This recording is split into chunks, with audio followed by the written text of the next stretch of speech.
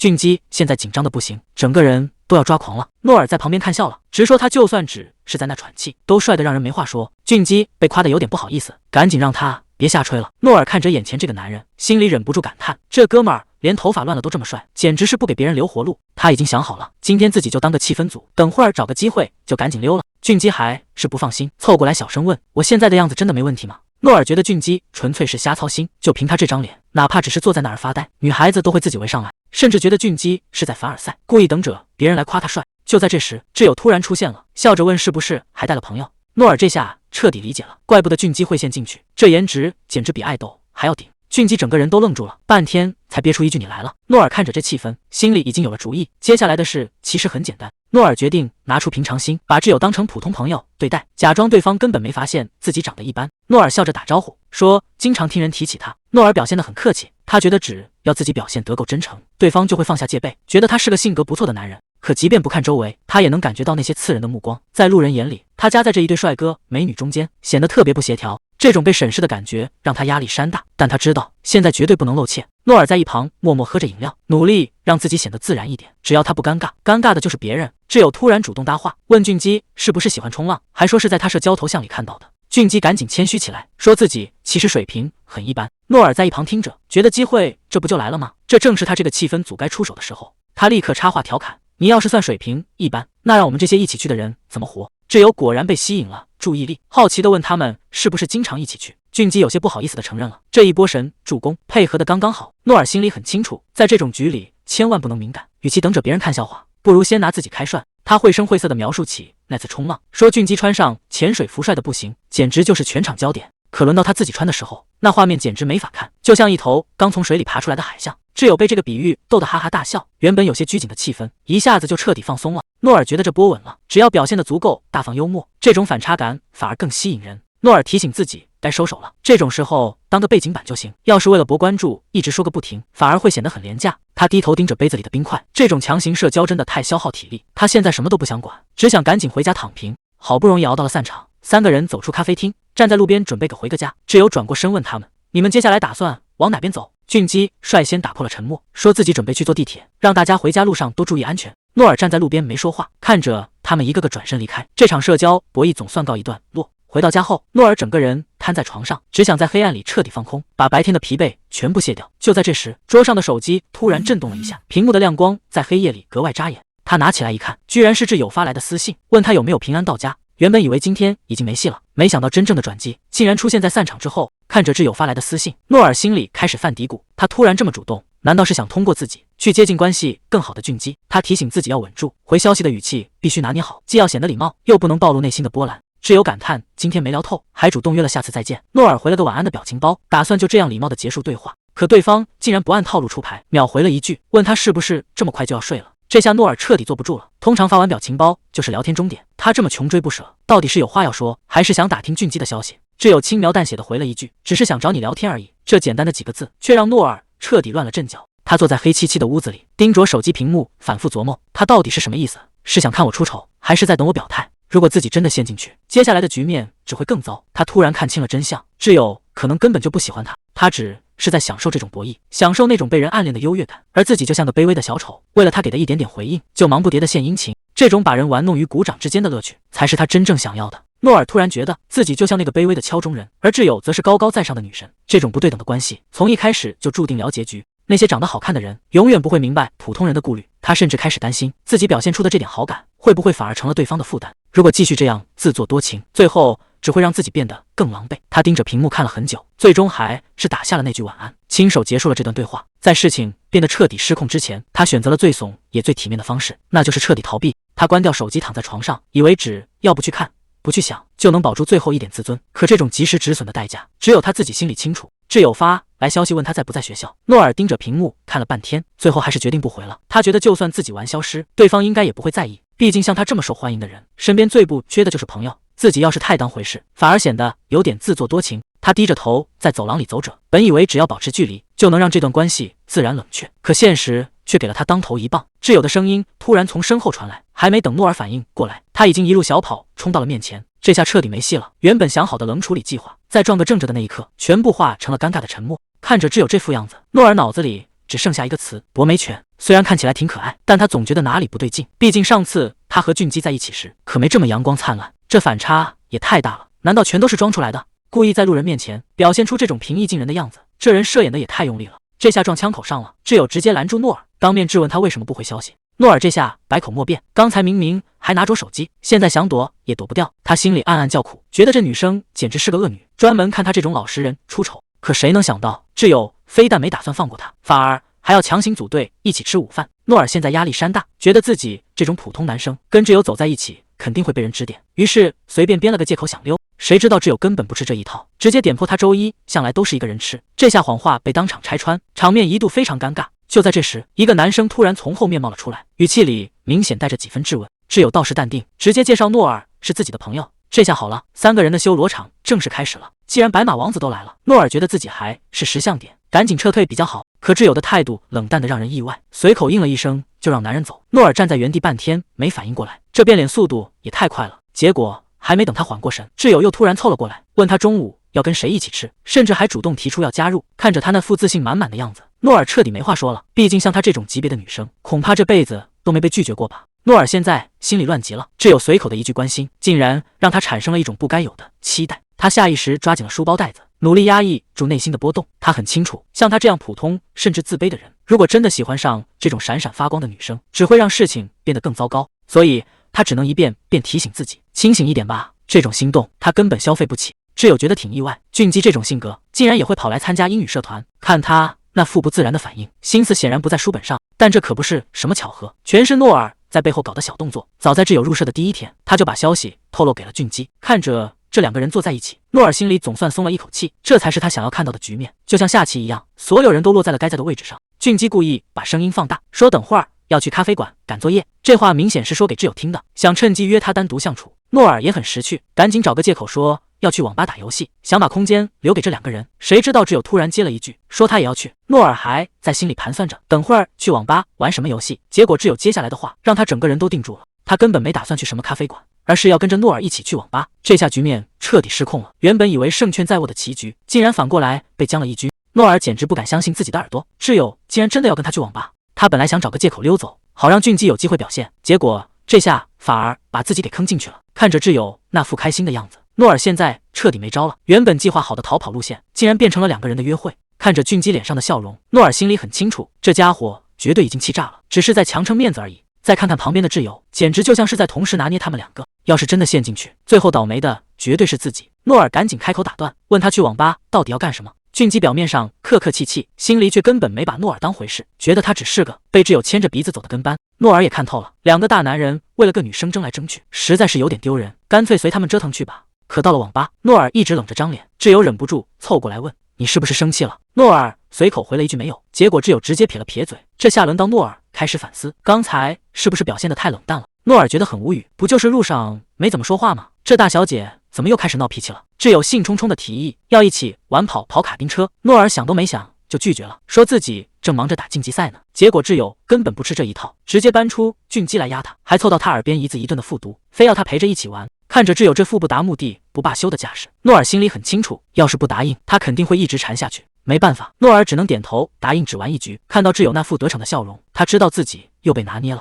诺尔本想随便应付一局就撤，结果这技术实在是不敢恭维，直接拿了个倒数第一。挚友在旁边笑得停不下来，一边吐槽他玩得烂，一边非要拉着他再来一局。诺尔本来想拒绝，可看着挚友那副委屈巴巴的样子，最后还是没能硬下心肠。结果第二局刚开始，诺尔就彻底傻眼了，这哪是技术烂啊，挚友在游戏里简直就是个女魔头。谁能想到，平时看着温温柔柔的挚友，打起游戏来简直是个疯子。他竟然为了赢，直接开着赛车撞了过去，打算跟对手同归于尽。诺尔整个人都看傻了，这哪是约会啊，这简直是在玩命。可就在他想吐槽的时候，转头看见挚友笑得那么灿烂，心里那点无奈瞬间就没了。两个人在网吧整整耗了3个小时才出来。诺尔一个人走在回家的路上，心里还在嘀咕，挚友长得是挺漂亮，但性格实在太野了。可话还没说完，他突然停下了脚步，好像意识到了什么不对劲的地方。诺尔笑着感叹，今天玩得真开心啊，心里却有些不是滋味。他已经记不清上一次这么放松是什么时候了，毕竟在他的世界里，生活从来都跟有趣不沾边。他总是习惯性的紧绷着，小心翼翼地观察别人的眼色，生怕自己哪里做的不对，会被人指指点点。看着墙上那些刺眼的涂鸦，诺尔自嘲地笑了笑，像他这样的人，好像注定没办法彻底享受快乐。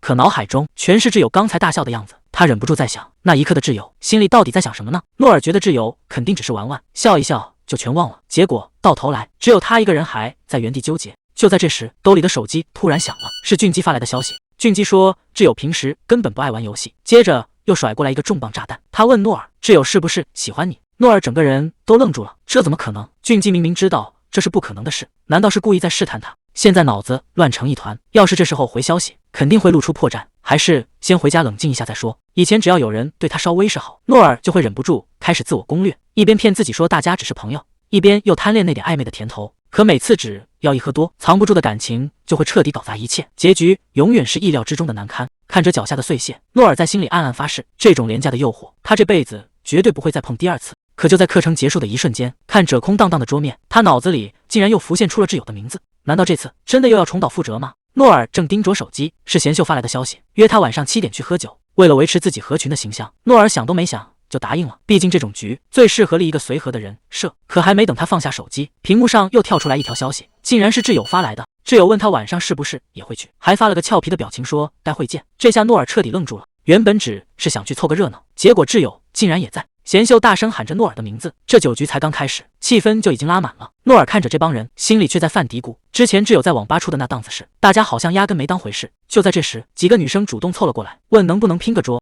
俊基抬头这一看，这下有意思了，真正的修罗场怕是躲不掉了。不出所料，所有人都在往俊基这桌挤。诺尔喝着闷酒，感觉这地方挤得跟鱼塘没区别，想去个厕所都费劲。他实在是坐不住了，直接招呼俊基，想跟对方换个位子坐。俊基答应的那叫一个痛快，结果位子一换，他直接坐到了挚友身边，还顺手比了个大拇指。诺尔虽然心里还有点别扭，但为了不让气氛冷掉，还是在那儿拼命讲笑话热场子。就在他正说得起劲的时候，挚友突然开口，直接打断了他的节奏。谁也没想到，他竟然当众喊了诺尔的名字，还让他帮自己挡酒。这下全场都安静了。挚友这副样子，明显是故意在抢风头。被挚友当众点名，诺尔整个人都麻了，怀疑对方是不是在故意报复自己。他举起酒杯，大喊大叫，满世界嚷嚷着要当黑骑士。挚友看着这个主动送上门的显眼包，心里简直要笑出声，但表面上还是借坡下驴，笑着说就知道他最靠谱。这下好了，原本尴尬的局面被诺尔这么一搅和，变得更滑稽了。诺尔一边给俊基倒酒，一边在那儿猛夸他够哥们。俊基笑着耍赖，说自己可没答应要替人挡酒。诺尔哪管这些，直接把酒杯塞过去让他接着喝。就在这时，诺尔发现挚友的表情很不对劲，整个人看起来特别委屈，像是受了什么伤害。桌上的手机突然震了一下，低头一看，竟然是挚友发来的消息，说自己想吃葡萄。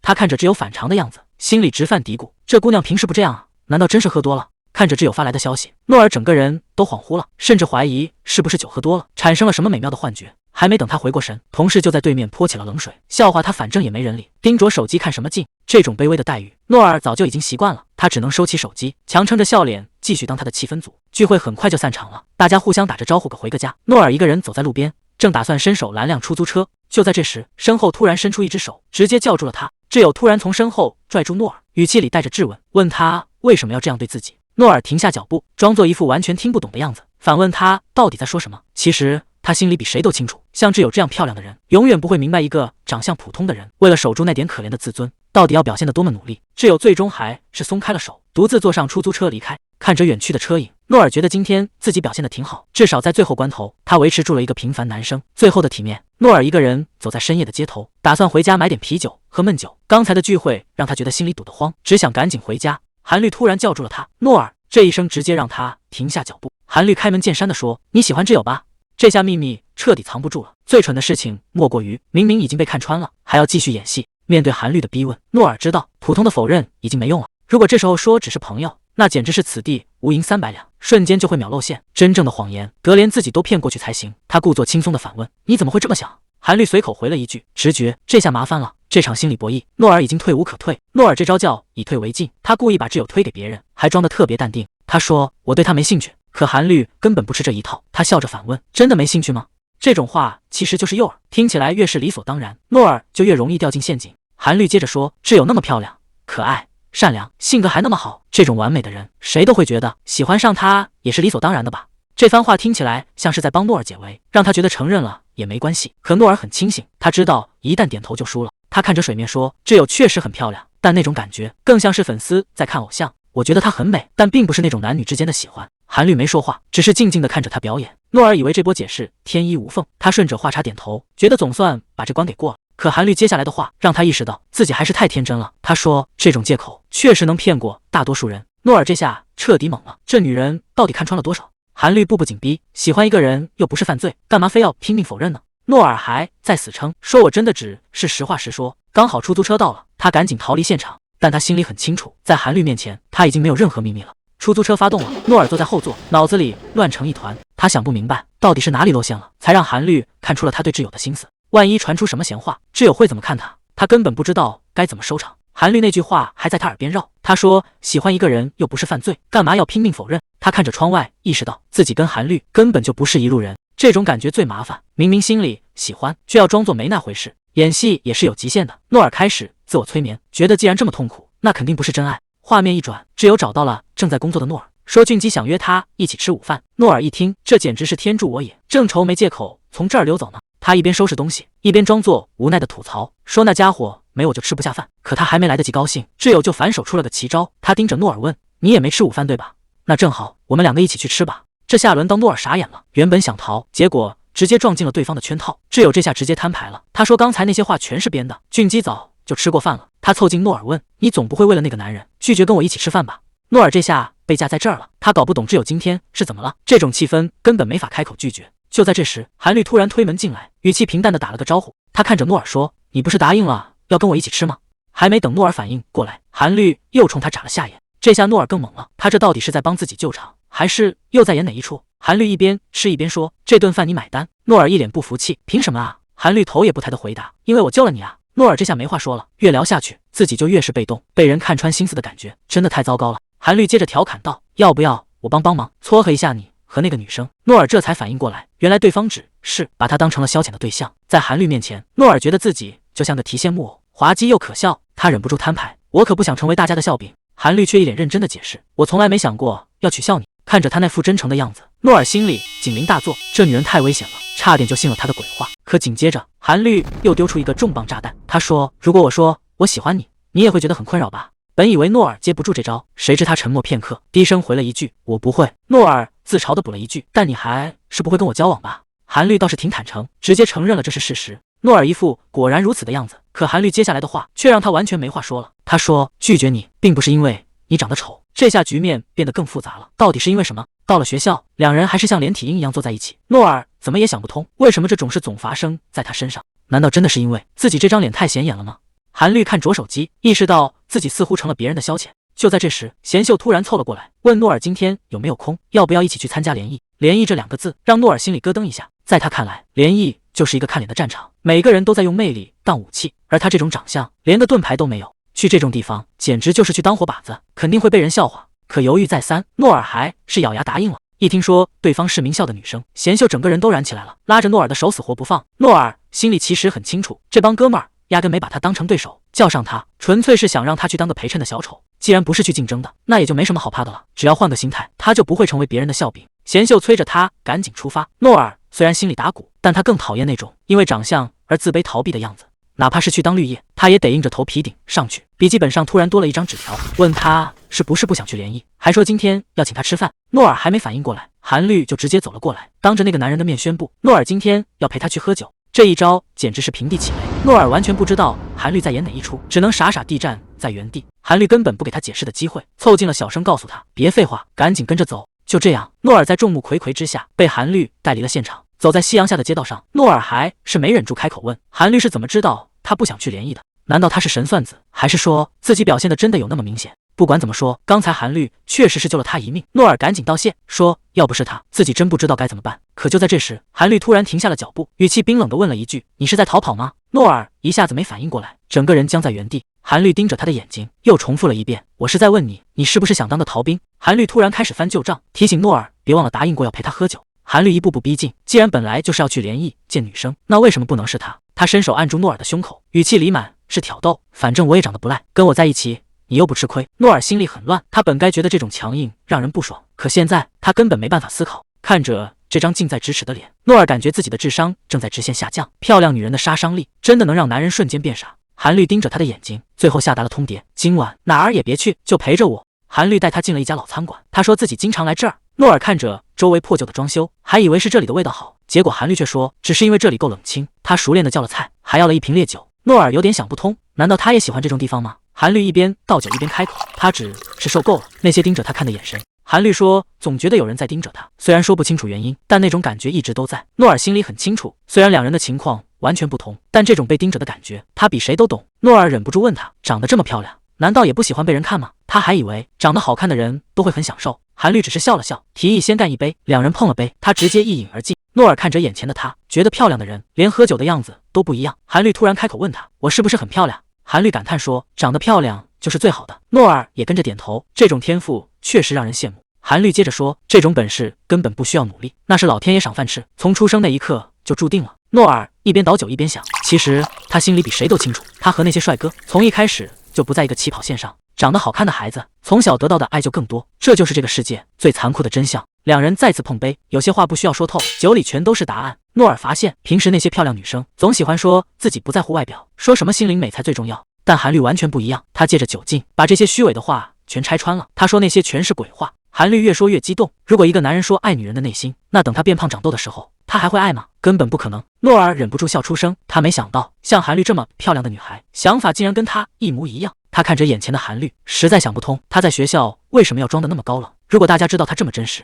肯定早就出名了。就在这时，韩律突然伸出了手，他说，那我们……韩律突然提议要和他做最好的朋友，诺尔却犹豫了，如果韩律身上能有什么明显的缺点就好了，那样的话，他听到这句话，心里或许还能踏实一点，不至于像现在这样，总觉得是在做梦。韩律笑着说，他其实一个朋友都没有，让诺尔以后多陪陪他。说着，他主动伸出了手。诺尔心里很清楚，他们之间隔着巨大的鸿沟，虽然两人根本不在一个层面上，但他还是没法拒绝，因为他发现自己也一直渴望着能离这个女孩更近一点。诺尔最后还是答应了，两人的手握在一起，这段奇怪的关系就这样正式开始了。画面一转，生活似乎回到了正轨。有人开口问，最近是不是在忙什么？诺尔还是老样子，盯着手机发呆。俊基坐到他旁边，突然提起了挚友。俊基说，挚友最近挺难受的，因为诺尔总躲着他，连一起吃个饭都不愿意。诺尔停顿了一下，没说话。俊基接着补了一刀，说挚友其实经常找他吃饭。气氛一下子变得有点微妙。俊基话锋一转，突然问起韩律的事。他很好奇，诺尔是怎么跟韩律变熟的，毕竟连俊基这种人都没机会跟韩律说上话。他看着诺尔说，你们走得这么近，挚友都要吃醋了。诺尔握着手机，他感觉得到俊基这番话绝对没那么简单，他到底想干什么？诺尔心里很烦，既然俊基这么喜欢挚友，自己去追不就好了，非要在这儿阴阳怪气。俊基还在那儿不停试探，甚至觉得诺尔是在玩欲擒故纵，故意躲着挚友，好让挚友反过来关注他。诺尔听不下去了，直接把话挑明，问俊基是不是觉得他在故意耍手段博同情。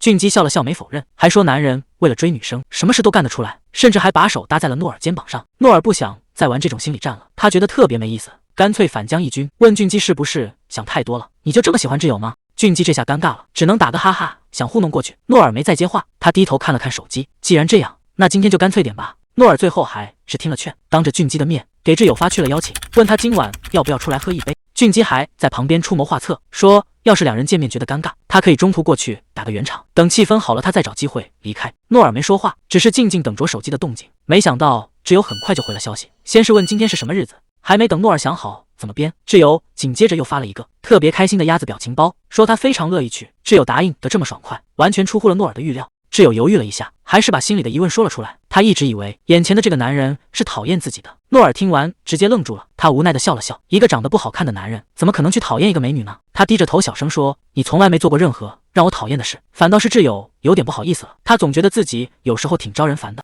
这顿饭吃的气氛越来越微妙了，两人之间的那层窗户纸好像马上就要被捅破了。诺尔终于亲口承认，他一点都不讨厌挚友，甚至还主动给他夹菜。听到这个回答，挚友总算松了一口气，整个人都变得轻快了不少。可诺尔心里却在受罪，他本来想表现得冷淡一点，结果发现自己根本狠不下心，甚至开始怀疑能不能推开他。就在这时，挚友的一个小动作让原本严肃的气氛瞬间破功。看着他拼命挑食的样子，诺尔忍不住问了一句，结果这姑娘理直气壮地说，她这辈子最讨厌吃胡萝卜了。诺尔还在一边吃一边劝，说这菜里的酱汁味道重，根本吃不出讨厌的胡萝卜味。可挚友的心思显然不在菜上，他突然冒出一个想法，以后想找个口味互补的男朋友，自己讨厌吃的，对方刚好特别喜欢，这样两个人点一只炸鸡就能各取所需，谁也不会浪费，都能吃得开开心心。挚友盯着诺尔问，你喜欢吃那种干巴巴的肉吗？诺尔整个人都愣住了，他不停地告诉自己，这只是随口闲聊，千万不能自作多情。可他还是老实交代了，说自己确实挺喜欢的。挚友听完笑得不行，觉得他肯定是在撒谎逗自己。诺尔这下彻底乱了阵脚，他完全没心思吃饭了，只觉得脑子里乱成一团浆糊，根本不知道该怎么接话。诺尔现在已经完全乱了分寸，挚友说的每一个字，在他耳朵里都变得意义非凡。他拼命告诉自己别多想，可心里还是忍不住开始联想，觉得对方的一举一动好像都在暗示着某种可能。就在这时，挚友突然凑近问他：“你的理想型是什么样的？”这句话简直就是重磅炸弹。诺尔愣在原地半天，没回过神，心里那点期待一下子就被点燃了。他刚想开口说点什么，挚友却突然拿起了手机。到底是谁在这个时候打断了这暧昧的气氛？谁能想到，挚友拿出手机，竟然是要给诺尔介绍对象。他一张接一张的翻着照片，夸这个性格好，说那个长得漂亮，还问诺尔到底喜欢哪一个。诺尔这下彻底愣住了，刚才还以为是暧昧的开始，结果人家只是把他当成好哥们，甚至还想当他的红娘。挚友笑着说，就是因为觉得他这人靠谱，才想把最好的闺蜜介绍给他，还叮嘱他以后千万别再躲着自己。诺尔只能低声应了一句，心里那点刚燃起来的小火苗瞬间被浇了个透心凉。原来从头到尾全是他一个人在自作多情。诺尔死死攥着筷子，那种渴望被爱的念头从来没有像现在这样强烈过。挚友察觉到气氛不对，试探着叫了他的名字，可他现在根本没法回应，满脑子都在反复确认一件事：挚友是不是真的对他有意思。他终于对自己诚实了一回，什么希望对方能获得幸福，全都是骗人的鬼话。他从来没想过要把挚友让给别人，哪怕1秒钟都没有过。这种卑微的期待让他觉得可笑，明明知道可能性几乎为零，可只要看到对方那张脸，心里那股贪婪的欲望就又开始蠢蠢欲动了。诺尔觉得自己现在卑微到了极点，就像掉进盘子里的残羹剩饭，连靠近挚友的勇气都没有，只能在心里疯狂呐喊，哪怕是我这样的人，能不能也爱爱我？挚友看他半天没动静，一脸担心地问他是不是哪里不舒服。诺尔沉默着没说话，只是机械地拨弄着碗里的菜。他心里很清楚，不是因为状态不好才显得难看，而是自己这张脸本来就长得不行。要是挚友知道他刚才在想什么，估计会被吓得当场逃跑吧。诺尔终于在心里承认了，他刚才确实在幻想，万一挚友也有一点点喜欢他呢？但这尴尬的气氛让他一下子清醒了过来，他索性拿起手机，当着挚友的面拨通了朋友的电话。他故意大声报出地址，叫朋友赶紧过来聚聚。这种自私的行为，就是为了打破现在的独处。其实他是在自虐，他迫切的希望挚友能露出厌恶的表情，哪怕是嫌弃或者反感也好，只要能让他彻底死心就行。可挚友只是低着头，一句话也没说。这种让人窒息的沉默，反而让诺尔更难受了。20出头的男生有时候真的挺没劲的，就像眼前的俊基，开口闭口都是教授怎么夸他，甚至还显摆起自己的长相。在挚友看来，这种自说自话的炫耀简直无聊到了极点，不管话题是什么，最后都能绕回他自己身上。不过诺尔却完全不一样，和诺尔在一起的时候总是特别轻松，他从不显摆自己，反而经常自嘲逗大家开心。可眼前的俊基只会客气地问一句是不是吃饱了，挚友随口找了个借口说自己没什么胃口。其实他心里很清楚，要是换成诺尔，现在肯定已经把气氛带起来了。俊基还在没话找话，聊着什么电影，但这顿饭吃的真是越来越没意思了。俊基想趁热打铁，主动约挚友周末去看电影，挚友答应得很干脆，这让俊基一下子看到了希望。可还没等他高兴太久，挚友就往他头上泼了一盆冷水。他提议把诺尔也叫上，甚至说要等诺尔有空了再去。俊基心里彻底不是滋味了，他发现挚友开口闭口都是诺尔，干脆把话挑明了问：“你是不是想跟诺尔谈恋爱？”面对俊基的突然试探，挚友愣了一下，随后淡淡的回答自己从来没往那方面想过。听到这个答案，俊基竟然忍不住笑出了声。他一边说着对吧，一边笑得停不下来，甚至还为此道了个歉。可挚友却直接变了脸，他冷冷地盯着俊基，语气里满是不悦：“有什么好笑的？好笑到让你非要道歉不可？”原本就尴尬的餐桌，这下彻底降到了冰点。挚友现在是越做越烦，倒不是因为别的，单纯是觉得跟俊基在一起实在是太没意思了。他现在只想赶紧回家。另一边，诺尔一脸疲惫的回到家，包往旁边一扔，整个人直接瘫在了床上。这种心累的感觉，他已经经历过太多次了。他不停地告诫自己，绝对不能再被动摇了。可就在这时，手机突然响了起来，看着屏幕上韩律的名字，诺尔还是接通了电话。电话那头的韩律兴致很高，问诺尔明天要不要中午就开始喝，还调侃他是不是社交生活太丰富，早就已经跟别人约好了。诺尔听完冷笑一声，顺着话茬装的挺像，他说自己确实有约了，让韩律下次记得提前预约。韩律在电话里不依不饶，说诺尔是他唯一的朋友，非要让他出来见一面。可谁能想到，诺尔表现出来的这种高冷，全都是装出来的。他其实比谁都害怕，害怕自己会从圈子里消失，害怕如果自己不主动，就再也没有人会想起他了。诺尔还在电话里推脱，让韩律去试着跟别人交朋友。可韩律接下来的话却让他彻底接不住了。韩律说是因为跟你最合得来。听到合得来这3个字，诺尔心里的那股无名火突然就压不住了。他冷笑着反驳道，在这个看脸的世界，这种话全都是骗人的鬼话。可话刚说完，诺尔自己就先后悔了。他在心里不停地责备自己，到底在发什么神经，为什么要对韩律发火？韩律明明什么都没做错，只是想约他明天喝个酒而已。诺尔沉默了很久，最后只能没头没脑地说了句对不起，随后便匆匆挂断了电话。这下气氛变得比之前更尴尬了。电话一挂断，诺尔整个人都陷入了自我怀疑，明明心里不是这么想的，可话一出口就全变了味。他忍不住问自己，到底在干什么啊？为什么总是要把事情搞砸呢？诺尔推开门，结果韩律就在里面，这下想躲都躲不掉了。刚才为什么要移开视线啊？明明应该大方打个招呼的，现在反而显得心里有鬼。韩律主动开口问，你怎么来这么早？他只能没话找话的回应，正好有点空闲时间。沉默了片刻，他还是决定面对。对不起，昨天的事是我不对。韩律愣了一下，才反应过来。他说自己压根没往心里去，要是每件小事都要道歉，那他这辈子都忙不过来了。诺尔却不这么想，这种事怎么可能不在意？韩律突然盯着他问，是不是遇到什么麻烦了？他支支吾吾的解释，其实也没什么大事，就是觉得自己性格有点别扭，总是让身边的人受牵连，这种感觉真的很糟糕。韩律听了这话，直接反问，要是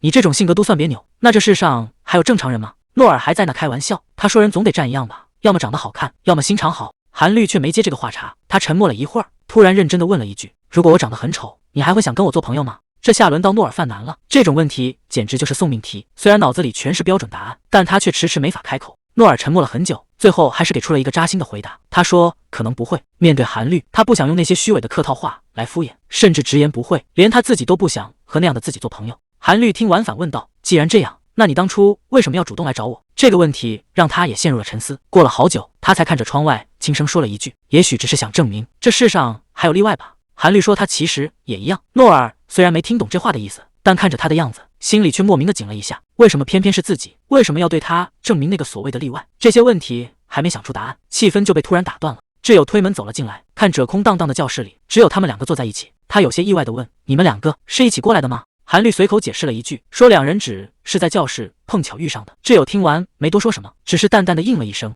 他径直走过去，坐在了诺尔旁边。虽然离得很近，但两人之间却像隔了一层看不见的墙。挚友心里其实挺委屈的，明明上次喝酒的时候，诺尔还亲口说过不讨厌他，怎么现在变得这么冷淡？这种疏远感让他很难受。他主动打破沉默，问诺尔周末要不要一起去电影院看个片子。诺尔刚想开口说话，韩律就抢先一步，笑着说他已经约了别人。诺尔下意识追问是谁，没想到韩律突然回答说那个要一起看电影的人其实就是诺尔。这下轮到挚友彻底没话说了，他看着眼前的两个人，感觉韩律是在故意帮诺尔解围，好让他有借口躲着自己。挚友心里越想越不是滋味，甚至怀疑诺尔是不是在背后说了什么讨厌自己的话。明明是他先认识诺尔的，怎么现在自己反而成了那个多余的外人？挚友一直对自己的魅力很有自信，虽然总有人一开始不喜欢他，但最后谁都逃不过他的手心。他觉得诺尔也不会例外，于是顺着韩律的话说，那真是太好了。挚友语气平静的提议，既然这样，那我们就一起去吧。电影院里，挚友早就猜到了，第一个到的肯定是诺尔。他笑着递过去一杯可乐，我就知道你会先来，要喝0度可乐吗？诺尔还没来得及解释，身后突然传来了声音，俊基和韩律竟然也到了。看着眼前的这一幕，挚友忍不住问，你们两个难道是一起过来的？韩律随口解释了一句，说大家刚好在门口碰上了。这地方大得像个迷宫，韩律转的头都晕了，完全分不清东南西北。挚友抱着爆米花凑了过来，贴着诺尔低声说，走这边，坐电梯上1层就行。这一下凑得实在太近，诺尔整个人直接定在原地，半天没说出话来，直到挚友笑着喊他的名字，他才猛地回过神，赶紧跟了上去。看完电影，大家兴高采烈地聚在一起吃炸鸡。俊基忍不住感叹，要不是挚友提前订了位子，今天咱们连门都进不来。挚友一边熟练地给大家摆餐具，一边笑着说，网上都说这家店特别火，不提前预约根本吃不到。看着眼前这个闪闪发光的女孩，诺尔手里的动作突然停住了，这种感觉又来了。每当看到挚友这么优秀，这么周全，他心里就一阵阵发虚。他甚至觉得自己有点可笑，像他这样的人，怎么敢去肖想一个根本触碰不到的人呢？挚友笑着递过来一个空盘子，还是那么温柔，那么体贴。可诺尔盯着那个盘子，半天没动。长得漂亮就算了，为什么还要这么善良呢？这种完美反而让他觉得压力山大。他想起在电影院第一次见面，挚友也是这样，笑着递给他最喜欢的0度可乐。那时候他就该清醒一点，像他这么闪闪发光的人，怎么可能会看上自己？这种感觉真的很难受，越是靠近，就越觉得自己差劲的无处遁形。挚友为什么能这么完美？不仅长得漂亮，性格还这么好，这种无懈可击的优秀，反而让诺尔感到一种莫名的窒息。他觉得自己正在一点点下沉，仿佛无论怎么努力，都够不到那个闪闪发光的女孩。直到挚友连喊了好几声，诺尔才猛地从这种情绪里挣脱出来。回到饭桌上，看着挚友那双充满关切的眼睛，诺尔知道自己失态了。再这样下去，大家肯定都会觉得他是个怪人，他必须得做点什么，哪怕只是讲个笑话活跃下气氛。可只要一抬头看到挚友，他所有的心理建设就会在瞬间彻底崩塌。诺尔只觉得浑身发软，连抬起头的力气都没有了。这种热闹的场合对他来说简直就是一种煎熬。他揉着眼睛打了个哈哈，说自己只是太困了。其实他心里比谁都清楚，自己从一开始就不该出现在这儿。看着对面闪闪发光的挚友，再看看周围欢快的气氛，诺尔觉得自己就像是白纸上的一块污点，怎么看都显得格格不入。就在他快要被这种自卑感淹没时，俊基突然用力拍了拍他的肩膀，笑着调侃道：“振作点呢，诺尔，快发挥你的特长，把这冷掉的气氛给救回来。这下麻烦大了，现在的诺尔连勉强微笑都快做不到了。”韩律突然冒出一句：“你是不是觉得自己长得帅，就可以一直在这儿坐着不动？”这句话像一记闷雷，在诺尔耳边炸开。这种感觉到底是什么？是背叛感吗？在他之前的印象里，韩律绝不是那种会靠夸奖外貌来讨好别人的人。可现在的他让他感到陌生。韩律转头又去问俊基，以前有没有讨好过别人？俊基倒是一脸坦然，说自己从来不看别人脸色，人就要活得自信点。韩律笑了笑，眼神回到诺尔身上，也是，反正你到现在也什么都没察觉到。诺尔坐在那里一言不发，他发现自己心中的那个韩律好像从一开始就没存在过。其实韩律从来没说过他到底是哪种人，这一切不过是诺尔一厢情愿的幻想。他把自己渴望的完美形象强行套在了韩律身上，现在滤镜碎了，剩下的只有尴尬和自嘲。只有开心的举起酒杯，说今天真的太尽兴了，以后大家一定要经常聚会。在一片欢快的干杯声中，诺尔只是机械的举起杯子，周围越是热闹，他心里就越是荒凉。原来从头到尾都只是他一个人的误会。聚会总算散场了，诺尔本来打算一个人回家，好好享受一下清静，谁能想到偏偏跟韩律走的是同一个方向，这下还得继续演下去。韩律突然开口说今天比想象中要有意思，诺尔一下子没反应过来，看他这副淡定的样子，难道刚才那些话也只是在客套吗？就在这时，韩律停下了脚步，接下来的话让气氛彻底变了。韩律这一开口，直接把话给挑明了。他说诺尔刚才一直在盯着挚友看。诺尔整个人都愣住了，这种话题他一个字都不想跟韩律聊，可韩律却像没事人一样，还在那不停的夸挚友漂亮，甚至笑话诺尔刚才都看入迷了。诺尔心里越来越乱，他完全搞不懂韩律为什么要一直说这些。难道之前两人经历过的一切，他真的全都忘得一干二净了吗？还是说他现在只是在装傻？诺尔原本以为韩律是最懂他的那个人，可现在看来，这一切全是他的一厢情愿。韩律笑着问他，是不是真的那么喜欢挚友？这句话彻底把诺尔给激怒了。原来那些所谓的体贴和温柔，一旦变了味，就成了最伤人的嘲讽。诺尔不想再听下去，转身就走。韩律还在后面追着问，说他是不是生气了？就在韩律伸手拉住他的一瞬间，诺尔直接把手甩开，两人的关系这下彻底降到了冰点。诺尔终于爆发了，他盯着韩律大声质问，你明明知道我喜欢挚友，也知道我为了维持现状，只能把这份感情死死压在心里，可你为什么要这么做？为什么要一遍遍揭开我的伤疤，非要把我最狼狈的一面拽出来？在别人眼里，他永远是那个没心没肺的样子，只要假装不在乎，就没人能伤得到他。可韩律的步步紧逼，让他再也没法演下去了。这种所谓的体面，其实就是一层虚伪的面具。就在这一刻，面具彻底碎了，他再也不想装了。诺尔把话彻底挑明了，既然你什么都知道，却还要装作若无其事的来试探我，这真的太残忍了。韩律张了张嘴，却一个字也解释不出来，只能看着诺尔头也不回的离开。这种所谓的关心，其实是在一点点磨掉诺尔的自尊。回到家，诺尔整个人都垮了，他觉得这一切其实全是他自己的错，明明是他自己在压抑对挚友的感情，却还天真的指望韩律能够理解他的痛苦。这种期待本身就是个错误，他高估了自己在对方心里的位置，也低估了现实的残酷。诺尔觉得自己挺可笑的，明明一直在假装没事，结果最后被伤得最深的还是自己。那些藏在心底的不堪，现在全都被揭开了。既然知道是自己的问题，可为什么偏偏只对韩律发这么大的火？说白了，还是因为他把韩律看得太特别了。他总觉得这个女人和别人不一样，就因为韩律曾经给过他一点点理解，他就天真的以为这世界上终于有人能完全看透他，能真正懂他心里的苦。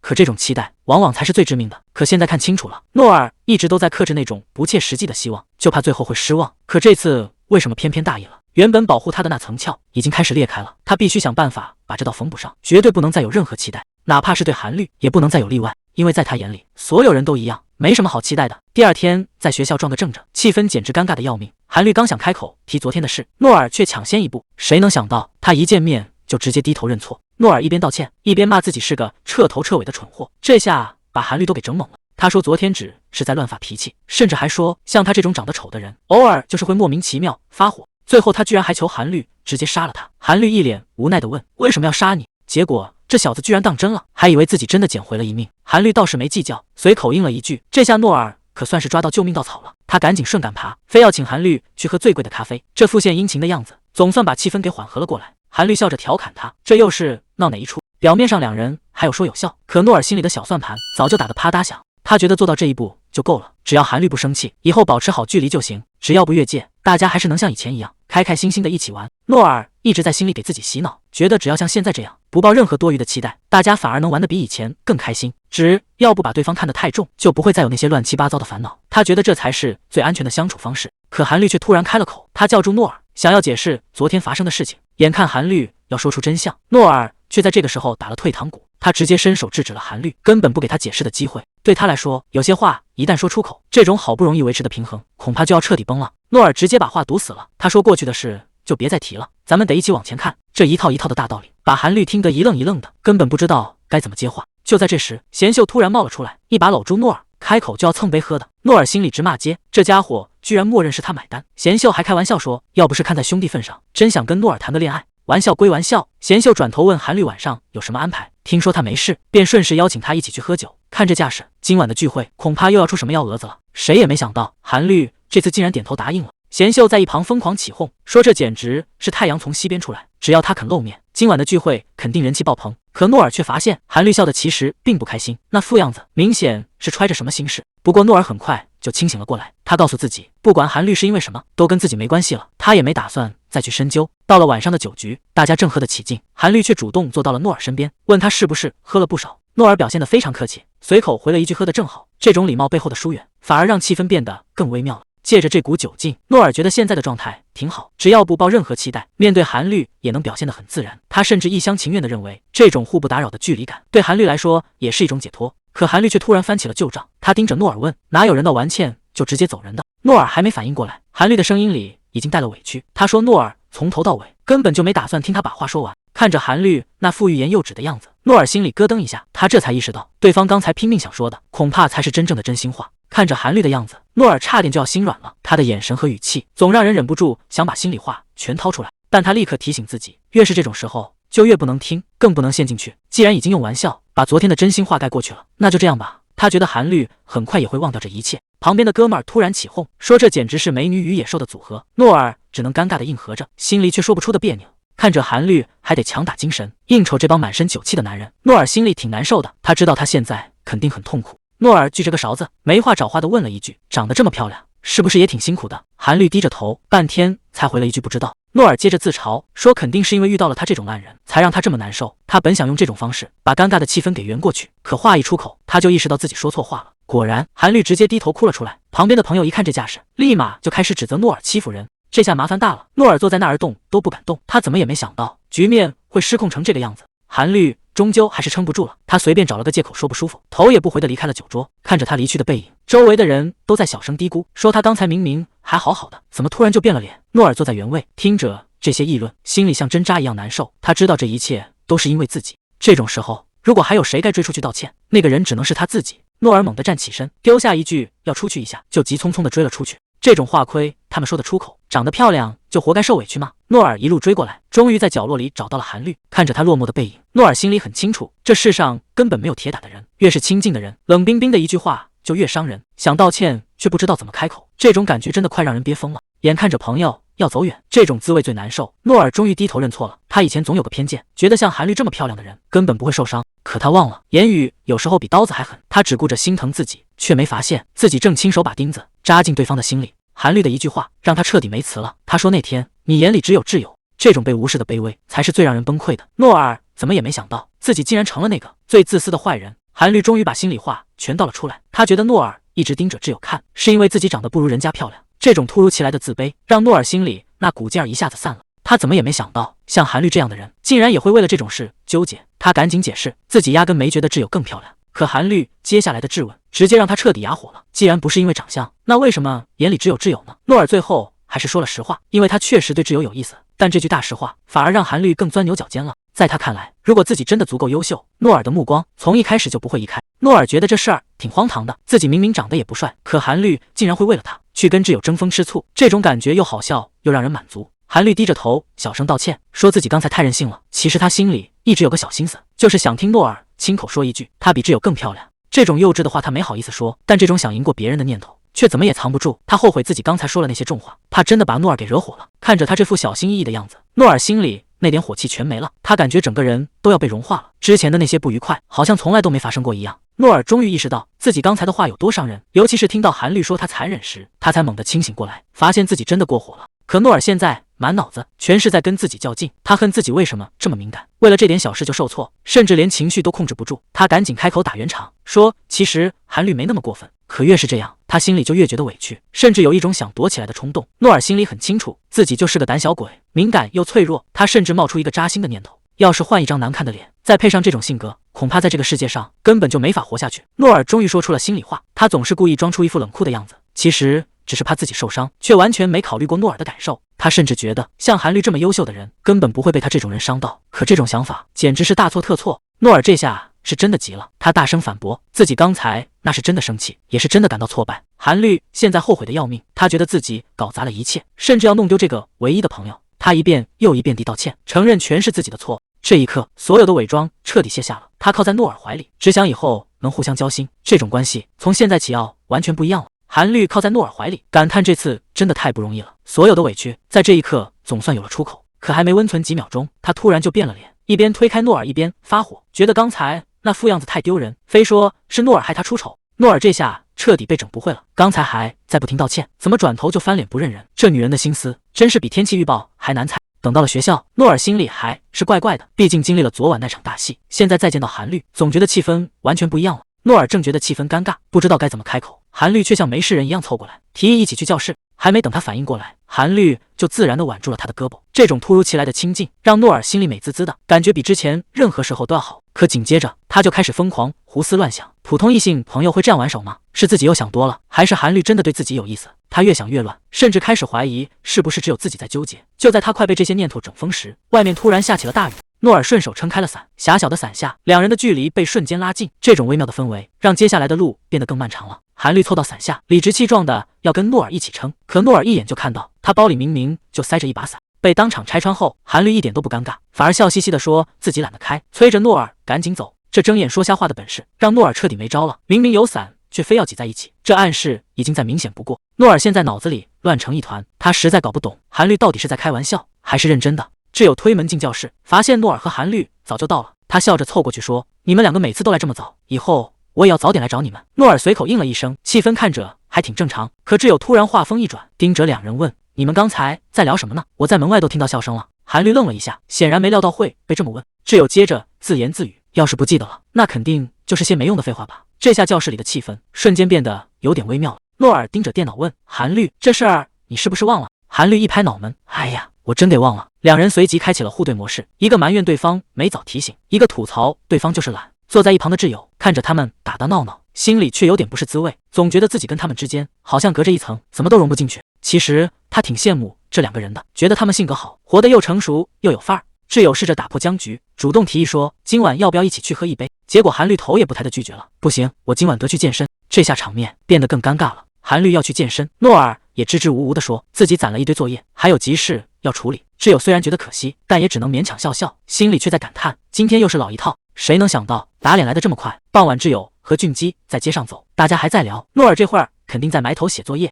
结果一抬头，挚友整个人都愣住了。就在不远处的街头，说要写作业的诺尔正和说要健身的韩律并肩走着，看着亲密的背影，旁边的朋友都开始嘀咕：这两个人该不会是在偷偷谈恋爱吧？旁边的人还在那儿瞎猜，说诺尔和韩律肯定是发现了什么宝藏餐厅，才偷偷背着大家去吃。挚友听着这些话，心里只觉得一阵烦躁，早知道今晚就不出来喝酒了，简直是在浪费时间。他盯着手机屏幕，怎么也想不通，明明周末大家还一起开心的看电影，为什么这次偏偏要把他排除在外？难道他们真的在谈恋爱，所以才想单独相处吗？挚友越想越委屈，如果真的是在交往，大可以直说，为什么要编这种烂借口来骗他呢？挚友越想越觉得不对劲，难道他们真的在背着自己偷偷见面吗？与其在这里胡思乱想，不如直接问个清楚。他心一横，直接把刚才看到的一幕发了过去。他说：“我刚才看见你和韩律去市场了，这下被我抓个正着了吧？”没过多久，诺尔的消息就回了过来。他解释说，其实是怕挚友一来，其他朋友也想跟着凑热闹，所以才决定这次先单独吃。诺尔还不停地道歉，说韩律也觉得很不好意思，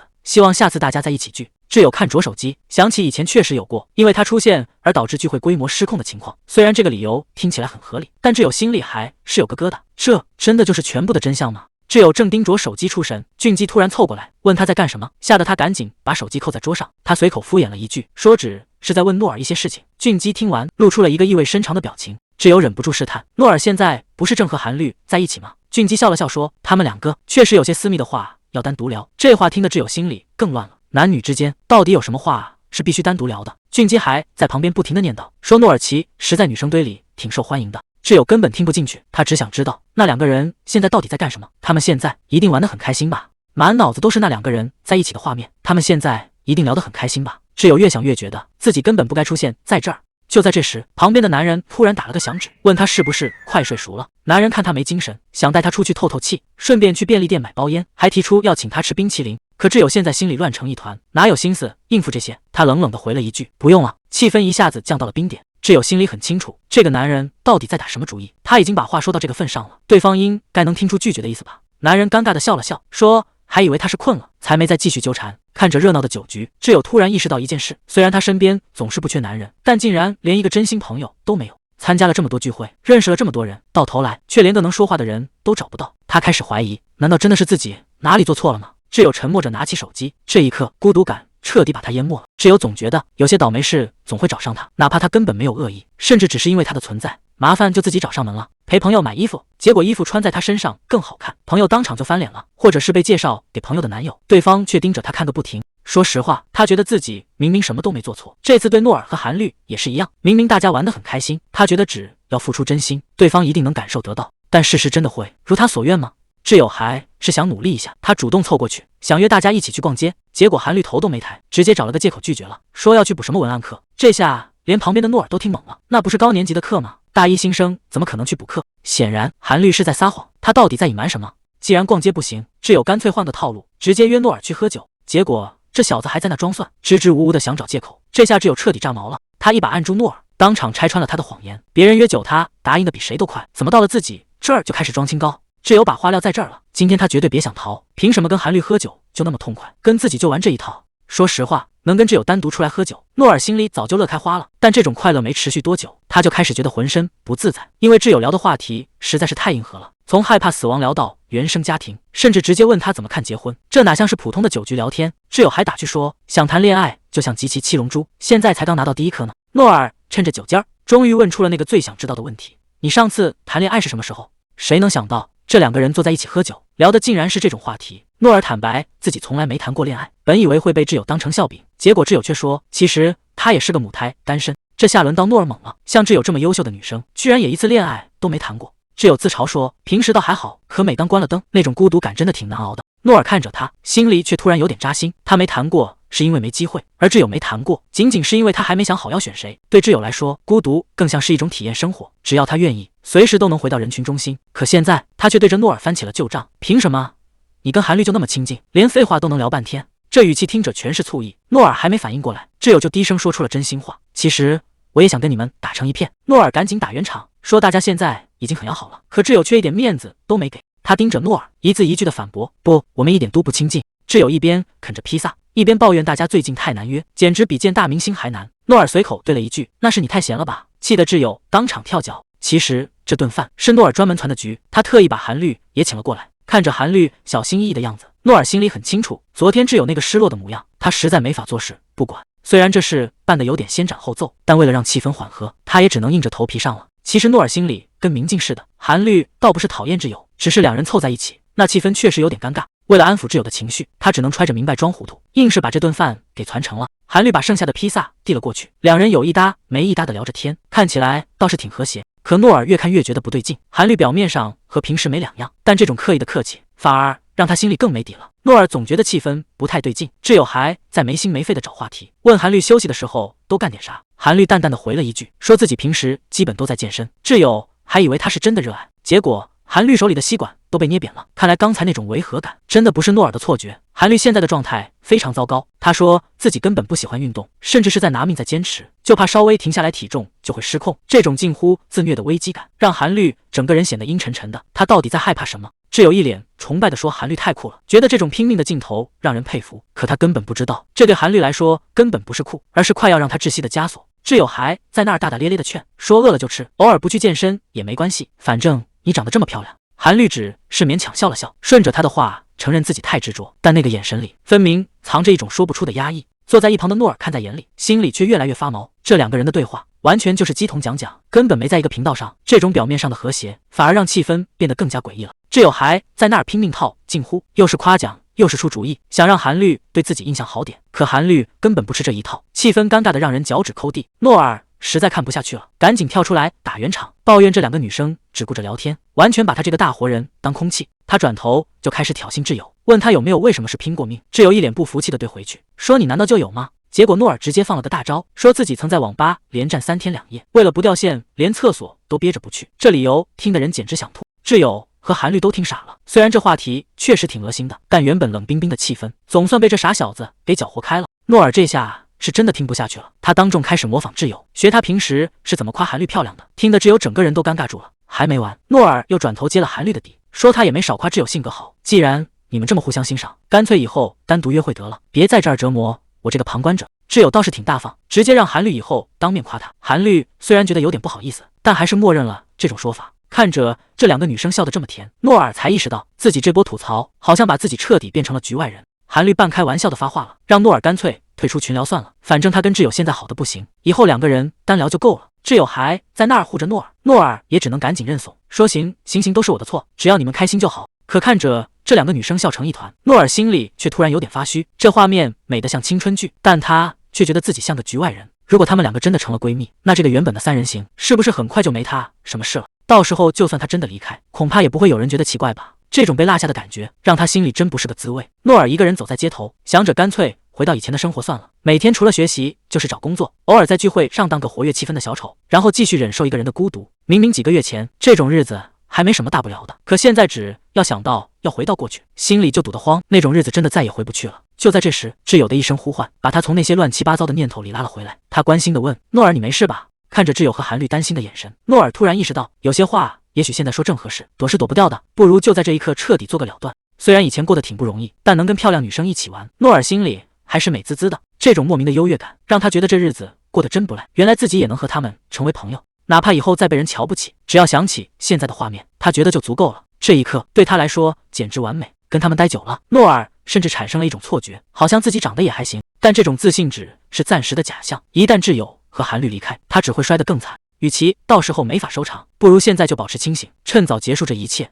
为了不让自己以后难受，诺尔决定现在就划清界限，他必须重新习惯孤独。面对挚友热情的邀请，他表现得异常冷淡，甚至抛出一个荒唐的决定，他居然说要去种地。这种离谱的借口摆明了是不想再跟他们有瓜葛。韩律直接听不下去了，这理由找的也太敷衍了。为了拒绝周末的邀约，诺尔随便找了个游戏当挡箭牌，说自己要在家宅一整天。韩律一眼就看出了不对劲，他盯着诺尔问：现在只剩他们几个，难道不是因为觉得轻松才想逃吗？诺尔只能继续装傻，死磕到底，说自己就是想打游戏。气氛一下子变得有点尴尬，他在心里反复给自己洗脑，男生宅在家里再正常不过了，反正大家又不是情侣，没必要觉得抱歉，这样对谁都好。说要种地还真不是开玩笑。诺尔正盯着屏幕里的农场，仔细算着庄稼的收割周期。等他回过神看手机，居然已经下午3点了。这6个小时过得比什么都快。虽然跟漂亮女生待在一起很开心，但那种时刻都要紧绷的状态，真的让他觉得压力山大。还是一个人窝在房间里最踏实，不用去猜别人的心思，也不用担心自己表现的好不好。这一刻他才发现，原来游戏才是他最后的避风港。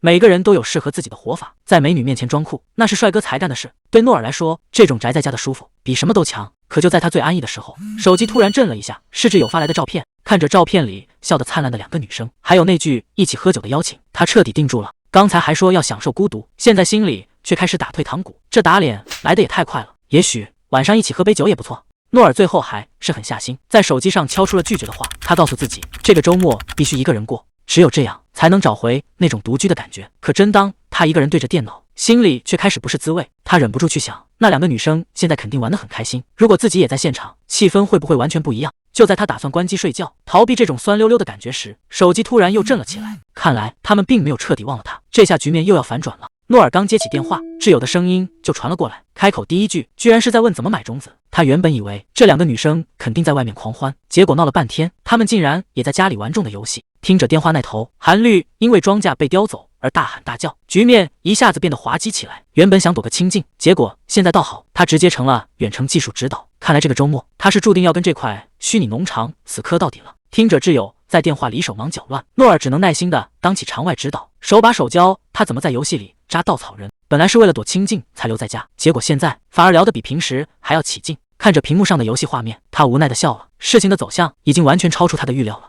挚友凑过来问，你到底在这设了多少陷阱？韩律也在旁边搭腔，光试点这些图标，手都要点酸了吧？这2个人一边嫌弃房子装修土，一边又挤着不肯走。诺尔被夹在中间，嘴上说着让他们挪一挪，可心里却在想，这简直就是神仙日子。2个漂亮女生围在身边，聊的还全是他最喜欢的游戏。原本他只想一个人待着，可现在他好像再也不想孤单下去了。游戏这东西有时候还真是神奇，挚友盯着屏幕吐槽说，诺尔玩游戏的样子简直跟他本人一模一样。诺尔还以为是在挨骂，结果挚友赶紧解释，是说这风格跟他特别搭。韩律突然发现了大新闻，挚友竟然在游戏里跟 NPC 结婚了。挚友还挺得意，说那可是全游戏最漂亮的妹子。可转头一看诺尔，这家伙居然还是个单身汉，明明把所有 NPC 的好感度都刷满了，却一个都没选。挚友觉得不可思议，问他为什么不结婚。诺尔自己也愣住了，在他看来，跟纸片人结婚好像没什么意义，虽然结了也没坏处，但他就是没想过要迈出那一步。这种莫名其妙的坚持，连他自己都解释不清楚，但他最后还是没迈出那一步。可能有人会笑话他，既然现实里没戏，在游戏里找补一下怎么了？可诺尔不这么想，哪怕没人看见，他也不想让自己看起来像个在虚拟世界里寻求安慰的笨蛋。那种求而不得的滋味，对他来说实在太丢人了，所以他只能拼命假装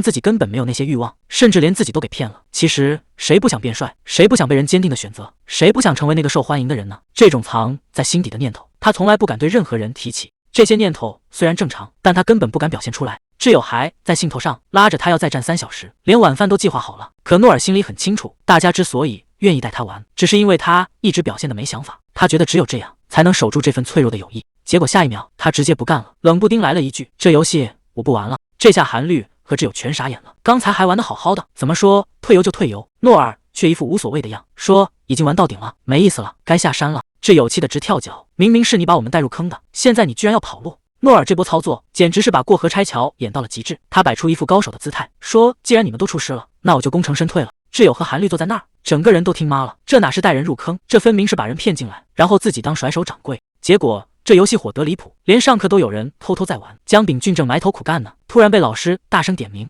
老师在台上火冒三丈，问他到底在搞什么鬼。江秉俊也是个老实人，愣愣的回了一句：“我在种蓝莓呢。”全班人都听傻了。老师冷笑一声说：“要不要我也在你的成绩单上多给你种点蓝莓进去？”贤秀还在那儿显摆他的蓝莓，结果被江秉俊一顿臭骂，让他赶紧闭嘴。他还不死心，回头问挚友他们玩不玩。韩律头都不回，冷冰冰的说了一句：“我们早就不玩了。”贤秀还纳闷呢，这么火的游戏怎么说不玩就不玩？挚友直接把诺尔那套词搬了出来，说什么已经到顶了，是时候该下山了。诺尔在旁边听得尴尬不已，这词儿从别人嘴里说出来，怎么听怎么别扭。挚友可不管这些，既然你现在没课没作业，连游戏都不玩了，那正好，走吧，陪我去吃麻辣烫。挚友这句走吧根本没给诺尔拒绝的机会，这哪是商量，这分明是直接下命令。诺尔还没反应过来，韩律就在旁边冷不丁来了一句：“你该不会是想放我们鸽子吧？”诺尔赶紧装傻，说不知道他在说什么。其实他心里虚得很，韩律这人看人实在太准了。挚友看着大大咧咧，其实心思比谁都细。韩律起步往外走，丢下一句在门口等他。诺尔现在是一个头两个大，韩律看穿他也就算了，关键是挚友到底察觉到了多少？这种被看透的感觉让他彻底不知道该怎么办了。诺尔现在是真难办了，他想躲着挚友和韩律，结果人家跟长了火眼金睛一样，一眼就看穿了他的心思。要是再找借口不去，这3人的小团体恐怕就要当场散伙了。难道以后都要这么尴尬地维持这种3人行吗？最让他头疼的是，他觉得自己和挚友之间已经完全没可能了。不过这事儿好像也不是完全没戏。看着手机屏幕，他脑子里突然冒出一个念头，要是挚友能找个特别优秀的男朋友就好了，那样他也能彻底死心。聚会结束，俊基带着挚友先走一步，还不忘叮嘱诺尔和韩律回家小心。看着他们离开的背影，诺尔表面上客客气气，心里却早就打好了算盘。韩律突然开口质问：“你干嘛非要把俊基叫过来？”这语气明显是生气了。诺尔其实是故意的，他想让韩律表现出对俊基的厌恶，好让对方知难而退。结果弄巧成拙，原本好好的聚会变得尴尬无比。要是只有他们3个，或许就不会是现在这个局面了。韩律若有所思的走着，突然转过头问诺尔：“你难道就没发现什么吗？”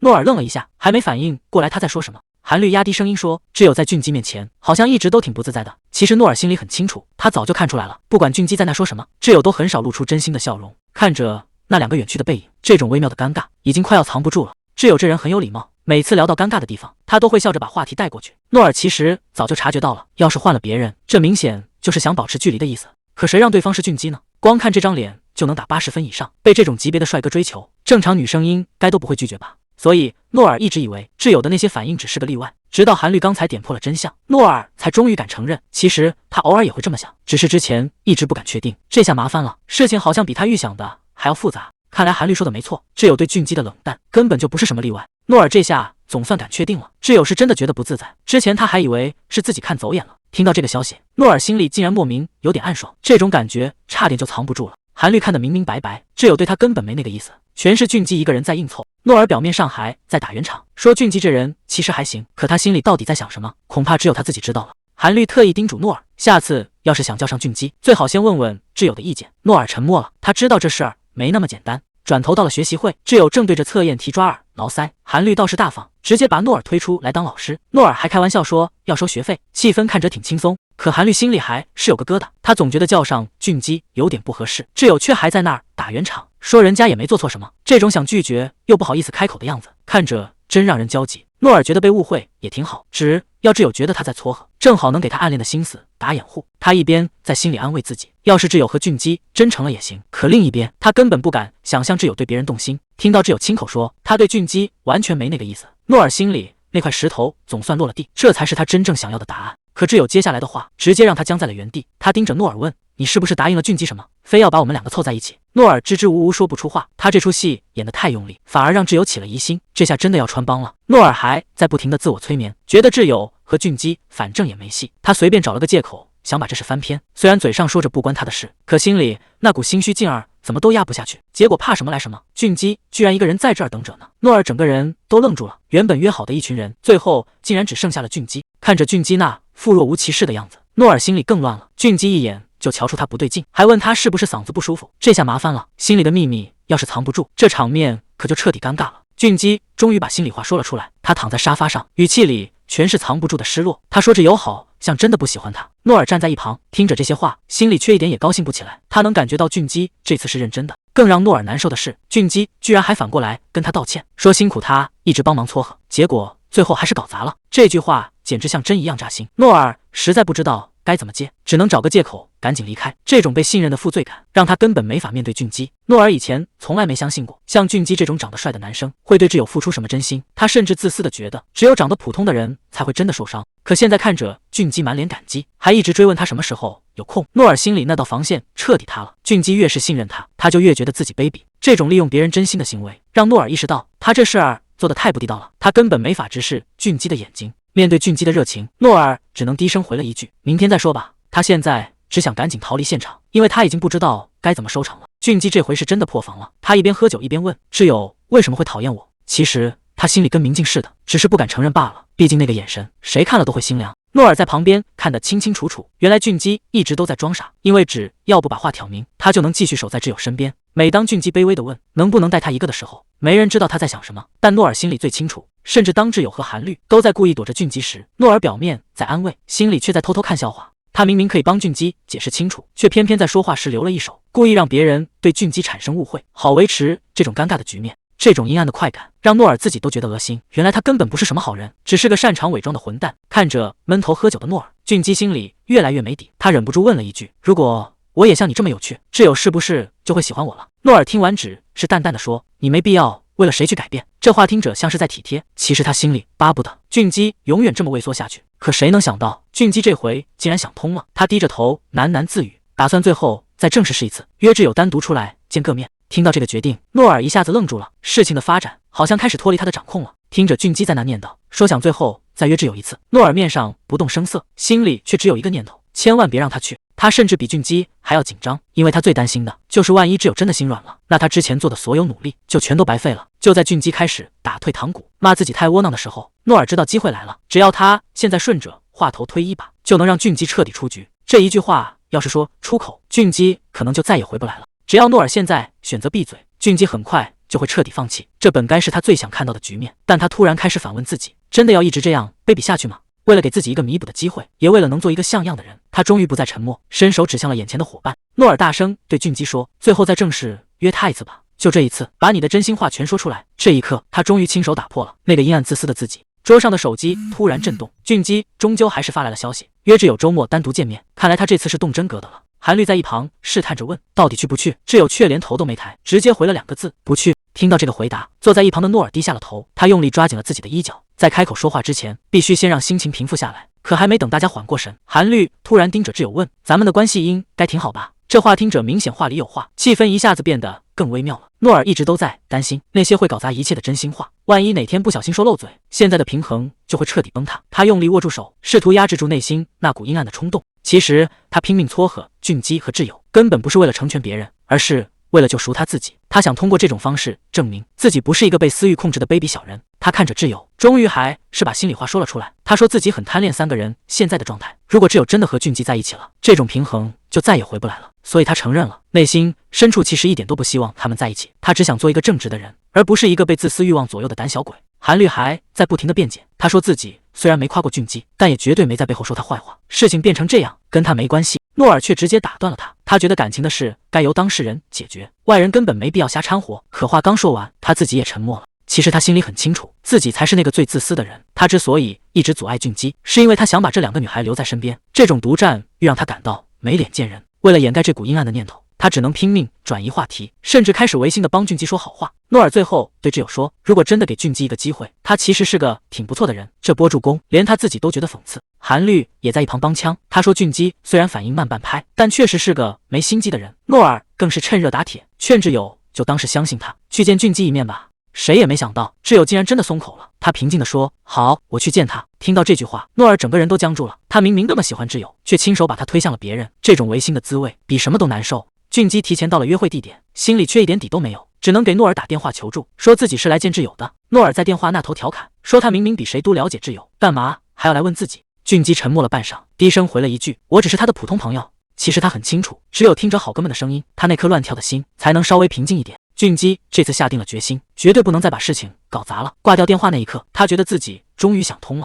以前他总爱瞎吃醋，觉得挚友老提诺尔的名字是为了故意引起他的注意，现在想想真是挺幼稚的。可谁能想到，两人刚一坐下，挚友开口的第一句话竟然又是关于诺尔的，这下局面有点尴尬了。俊基只能在内干坐着，听着那个他最不想听的名字再次出现在两人的对话里。挚友突然提议要把诺尔也叫过来，这句话让俊基心里咯噔一下，明明是两个人的约会，为什么总要带上那个电灯泡？难道在挚友心里，诺尔的分量比自己还重？他开始反复琢磨，最后得出了一个离谱的结论：挚友可能根本不想要男朋友，他只是想要个纯友谊。如果是找朋友的话，性格开朗又没偏见的诺尔确实比自己更合适。想到这，俊基不仅没生气，反而觉得挚友更迷人了。毕竟像她这么漂亮的女生，竟然完全不看脸，愿意跟长相普通的男生交朋友，这种性格简直太难得了。他发现自己已经彻底陷进去了。天气实在太热了，俊基提议去咖啡馆坐坐。其实他心里一直在打鼓，想方设法要表现得更好一点。在他眼里，挚友是个特别的女孩，她从不在乎那些虚头巴脑的东西，只看重一个人的人品。这反而让俊基更有斗志了。他想证明自己除了这张脸以外，还有更有价值的地方。于是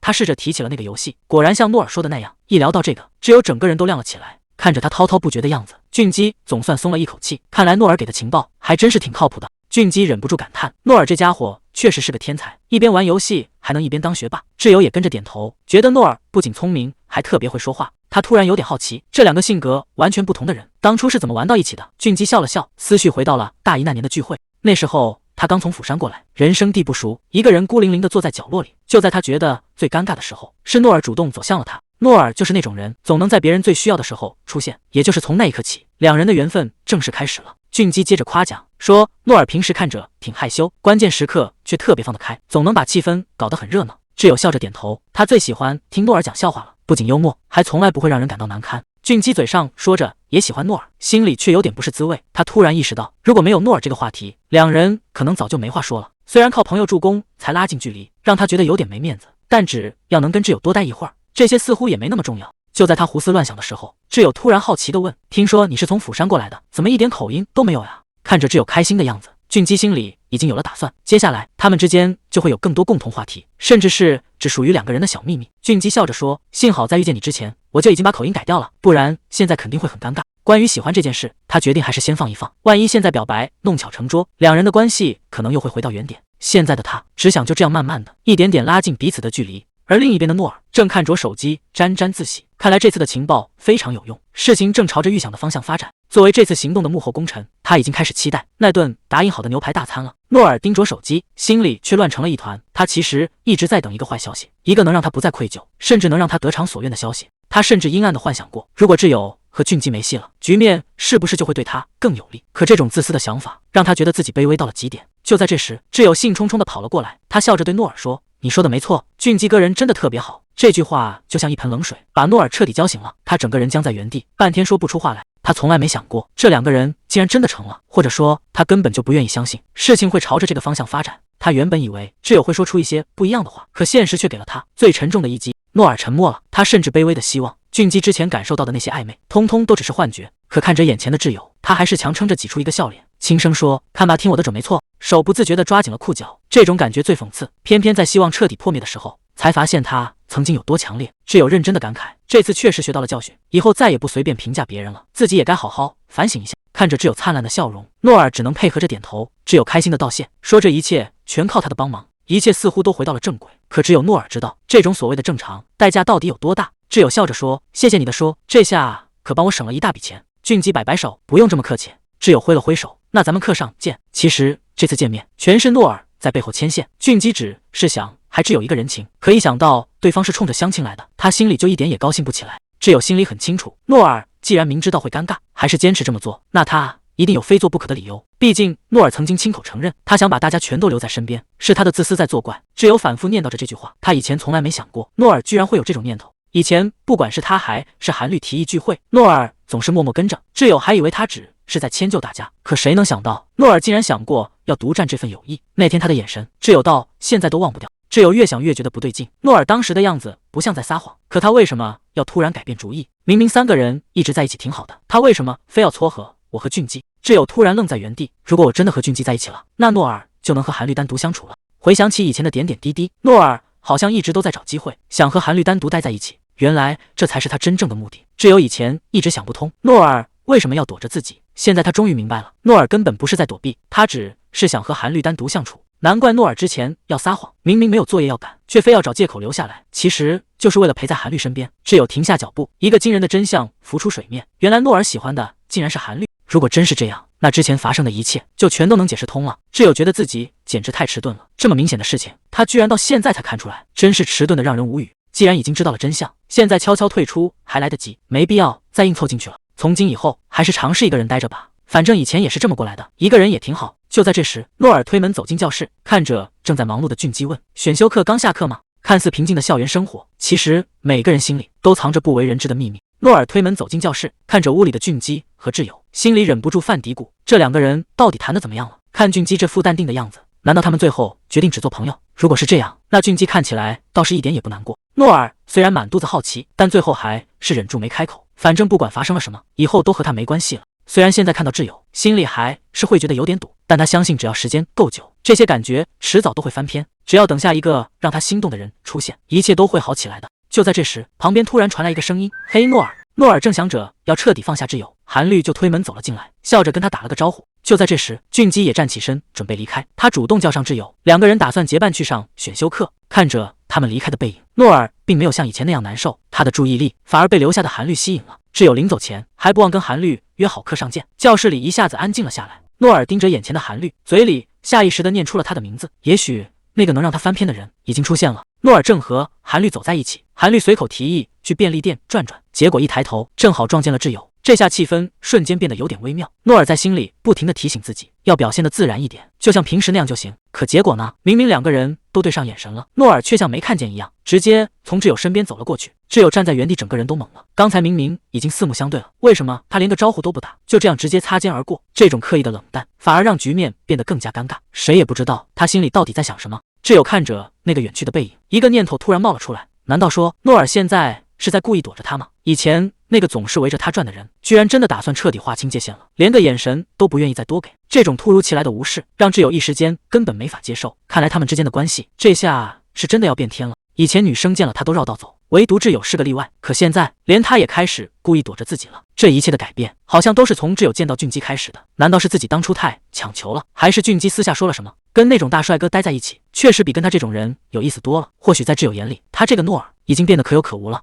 难道从一开始，挚友就是想利用他去接近俊基？现在目的达到了，他这个工具人也就没用了。韩律突然出现，把他吓得够呛，手里的可乐喷了一地，他却连擦都忘了擦。韩律奇怪地问：“你在干什么呢？”诺尔支支吾吾地回答：“没什么。”如果挚友真的另有目的，那之前那些美好的回忆，难道全都是演出来的？这种被玩弄的感觉，让他彻底陷入了怀疑。韩律指着他的手提醒：“可乐都喷得到处都是了。”看来在韩律眼里，自己就是个随叫随到的软柿子。这种被看清的感觉，让他心里特别不是滋味。韩律大方地问：“要喝我的吗？”诺尔现在满脑子都是问号，他对自己到底是真心的，还是只是在玩暧昧？这种不确定的关系，让他甚至开始怀疑自己的判断力。他礼貌地拒绝了：“不用了，我现在只想一个人静静。”画面一转，深夜的酒馆里，韩律正一个人坐着发呆。诺尔发来信息说不来了。韩律独自坐在酒馆里，看着满桌的食物，突然觉得今天这一趟自己其实也不该来，打算随便吃点就回家，顺路再给诺尔打个电话。毕竟自从那次见面之后，大家的状态就一直不对劲。当初诺尔介绍挚友和俊基认识，本以为是件好事，可挚友的表现却非常反常，明显是在强迫自己去做一些根本不情愿的事。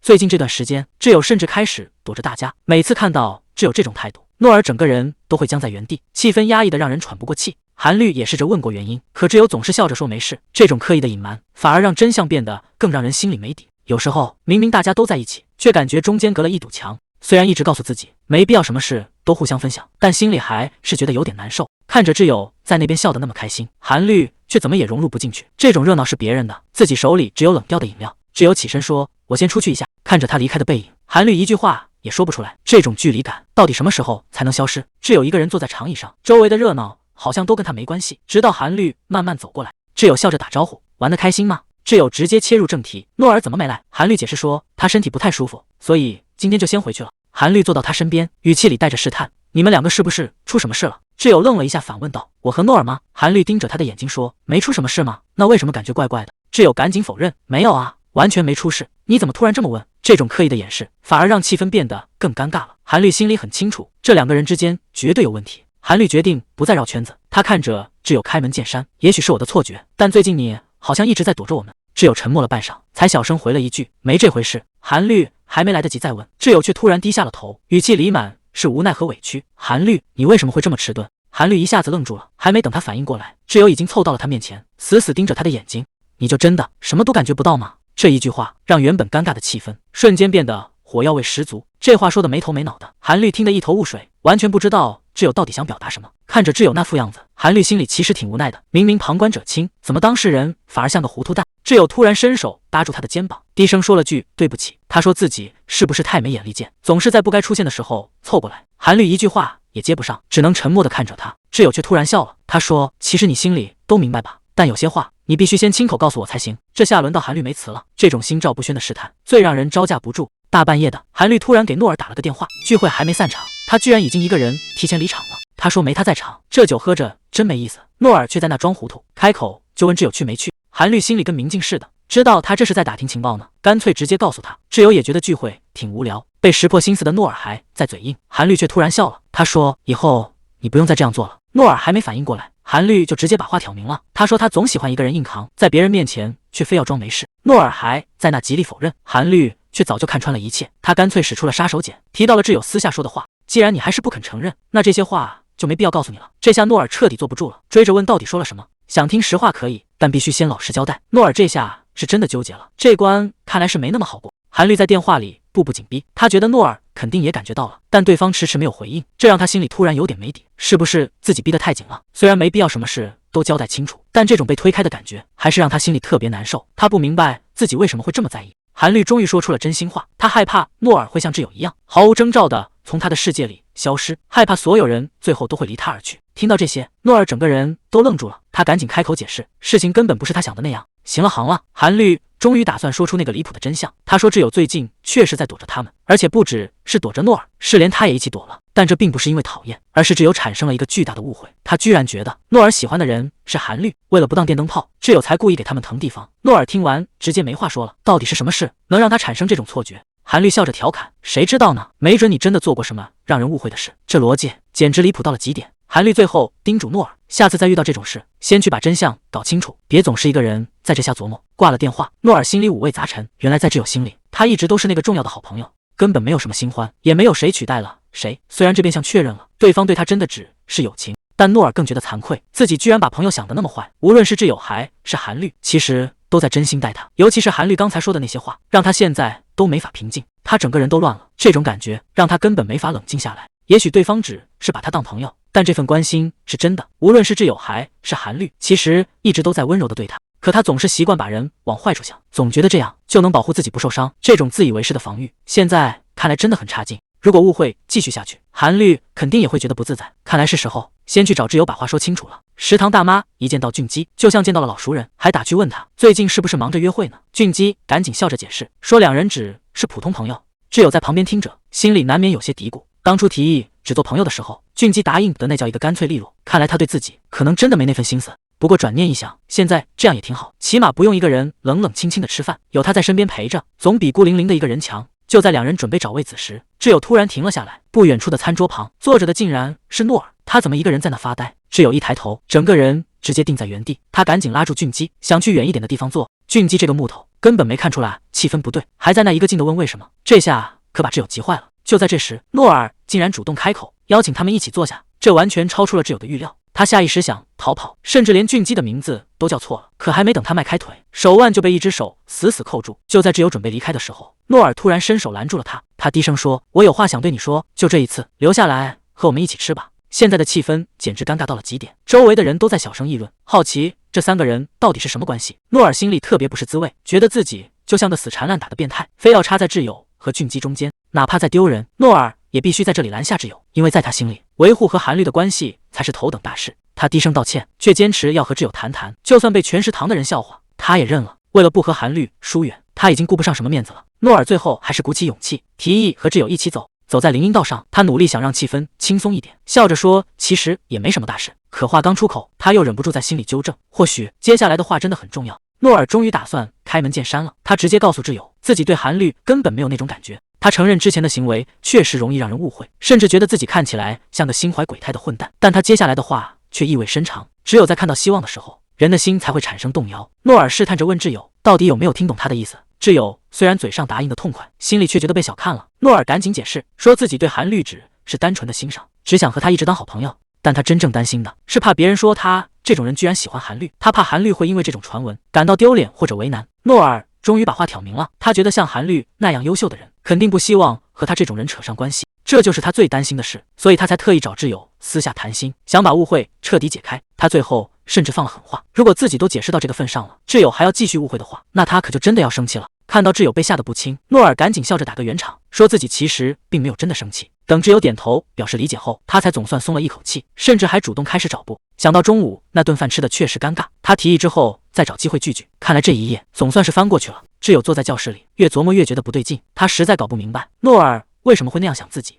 以前大家一起喝酒的时候，诺尔也经常拿自己的长相开涮，挚友一直以为那只是在开玩笑。可现在看来，诺尔竟然是当真了，他心里的那道坎似乎比想象中还要深。挚友越想越觉得不可思议，诺尔竟然真的这么看自己。虽然他长相确实不算出众，但平时看着那么阳光自信，谁能想到他心里其实这么在意？想到这，挚友心里特别不是滋味，觉得自己之前实在是太鲁莽了，明明什么情况都没搞清楚，就跑到韩律面前自作聪明，这下事情真的变麻烦了。挚友现在心里乱成一团，他开始担心自己是不是真的戳到了诺尔的痛处。万一诺尔真的喜欢韩律，却因为他那句没过脑子的话，把真心话全给憋了回去，那这误会可就闹大了。就在他对着本子发愁的时候，韩律突然凑了过来，伸手戳了戳他的脑门，问他这小脑袋瓜里又在想什么。挚友支支吾吾的想掩饰，可韩律一眼就看出来这丫头绝对有心事。犹豫了半天，挚友还是忍不住开口问，到底什么样的人才算是有魅力呢？看来他是真的想弄清楚诺尔在别人眼里到底是个什么样的人。挚友忍不住问了一句，长相真的有那么重要吗？韩律的回答非常扎心，他说在这个年纪，长相几乎就是全部。这话一出，挚友心里瞬间凉了半截。要是让诺尔知道韩律是这么想的，那他恐怕会觉得自己这辈子都没戏了。挚友这下全明白了，诺尔之所以选择只做朋友，恐怕就是因为太自卑了。而自己之前的那些话，简直是在人家伤口上撒盐。越想越觉得对不起诺尔，可他还是有点不甘心。诺尔明明有那么多优点，难道就因为长相普通，韩律就真的完全不考虑吗？韩律被盯得莫名其妙，忍不住问他在看什么。挚友心里一阵失落，他没法接受自己一直崇拜的韩律，竟然也是个只看脸的人。他轻轻摇了摇头，没再多说什么，但心里对韩律的滤镜已经开始碎了。挚友一边吃着零食，一边漫不经心地提起了那位前辈，说人家法学院毕业，现在已经当上检察官了。诺尔听得一头雾水，这话题转得也太生硬了，他葫芦里到底卖的什么药？挚友还在那不停地夸，说人家学习的时候有多拼命，简直就是个传奇。挚友越说越起劲，把那位前辈描述得像个卷王，每天凌晨4点起床健身，喝杯咖啡就能连学5个小时，为了不犯困中午只吃沙拉，连午睡都精准控制在1小时，这作息听着都让人压力山大。可挚友偷偷瞄了一眼，韩律在那儿头都不抬，反应比想象中还要冷淡。这下挚友心里犯嘀咕了，自己费了半天劲，人家根本就不买账，这出戏怕是要演砸了。挚友话锋一转，开始吐槽那位前辈的外貌，说他身高才1.65米，长得还胖乎乎的，以前在学校根本没人关注。诺尔在一旁听得心里发毛，总觉得挚友这话里有话，到底是在安慰人，还是在故意扎心？挚友接着感慨，听完人家的事迹之后，瞬间觉得他整个人都在发光，看来长相真的没那么重要。说完，他还故意转过头，直接点名问韩律，问他是不是也这么想。这下压力全给到韩律这边了，大家都等着看他怎么接话。韩律这一开口，直接把挚友给整破防了。他语气平淡却非常笃定，长相当然很重要。挚友吓得差点跳起来，这跟他预想的剧本完全不一样。韩律接着补刀说，要是那位前辈长得帅，现在早就是顶流网红了，哪还用得着这么辛苦？挚友还在垂死挣扎，觉得评价一个人的价值，总有比长相更重要的东西吧。结果韩律头都不抬，说长得好看的人从小得到的爱就更多，这社会就是这么现实。韩律的歪理一套接一套，他觉得既然长得好看的人从小就被爱包围着长大，那他们的内心肯定也更优秀。这话一出，挚友直接当场炸毛，这逻辑也太离谱了，长得帅的人渣难道还少吗？他脑子里瞬间闪过俊基的脸，那家伙就是个活生生的例子，光有皮囊却没半点人样。挚友越想越气，转头就把压力给到了诺尔，非要让他出来评评理。诺尔坐在旁边，人都傻了，这火怎么突然烧到自己身上，简直是教科书级别的无辜躺枪。诺尔这下是真的听不下去了，他一脸无奈的反问，当着我的面聊这种话题，居然还要问我的意见，这不明摆着是在他伤口上撒盐吗？挚友这才反应过来，赶紧解释说自己没想开玩笑，更没有要嘲笑他的意思。看气氛变得这么尴尬，挚友也懒得再争论了，赶紧让他闭嘴，老老实实吃薯片得了。这场关于长相的辩论总算是尴尬的收场了。挚友一个人走在楼梯上，越想越觉得无语，这帮人还真觉得自己挺聪明。他满脑子都是韩律那套歪理，什么长得好看内心就一定优秀，简直离谱到了极点。其实他特意提起那个话题，全都是为了诺尔，结果这帮人根本不领情，居然还反过来怪他说话太狠。挚友气得直扶额，觉得他们两个简直是一丘之貉，谁也没比谁强。可话虽如此，他心里还是有点放不下。韩律对长相的执念真的比想象中还要深，真搞不懂他为什么会变成这样。明明诺尔就在身边，按理说他应该早就明白长相没那么重要才对，毕竟在挚友眼里，诺尔简直是完美的代名词，体贴周到，而且才华横溢。就在这时，手机上弹出一条新消息，诺尔居然要去给大一新生开讲座了，教大家怎么写策划案。看来优秀的人果然到哪里都是焦点，难道长得帅真的能抵过一切吗？挚友一边走一边给韩律发消息，提起诺尔帮学长给新生开讲座的事，别人都嫌麻烦推掉了，只有诺尔二话没说就答应了。在挚友眼里，这种刻在骨子里的体贴才是加分项。他忍不住问韩律，你不觉得这样的诺尔特别帅吗？结果韩律直接泼了一盆冷水，只回了2个字，挚友看着屏幕直接愣住了，就这？看来长得帅确实只有刚开始有用，等那股新鲜感一过，也就那么回事了。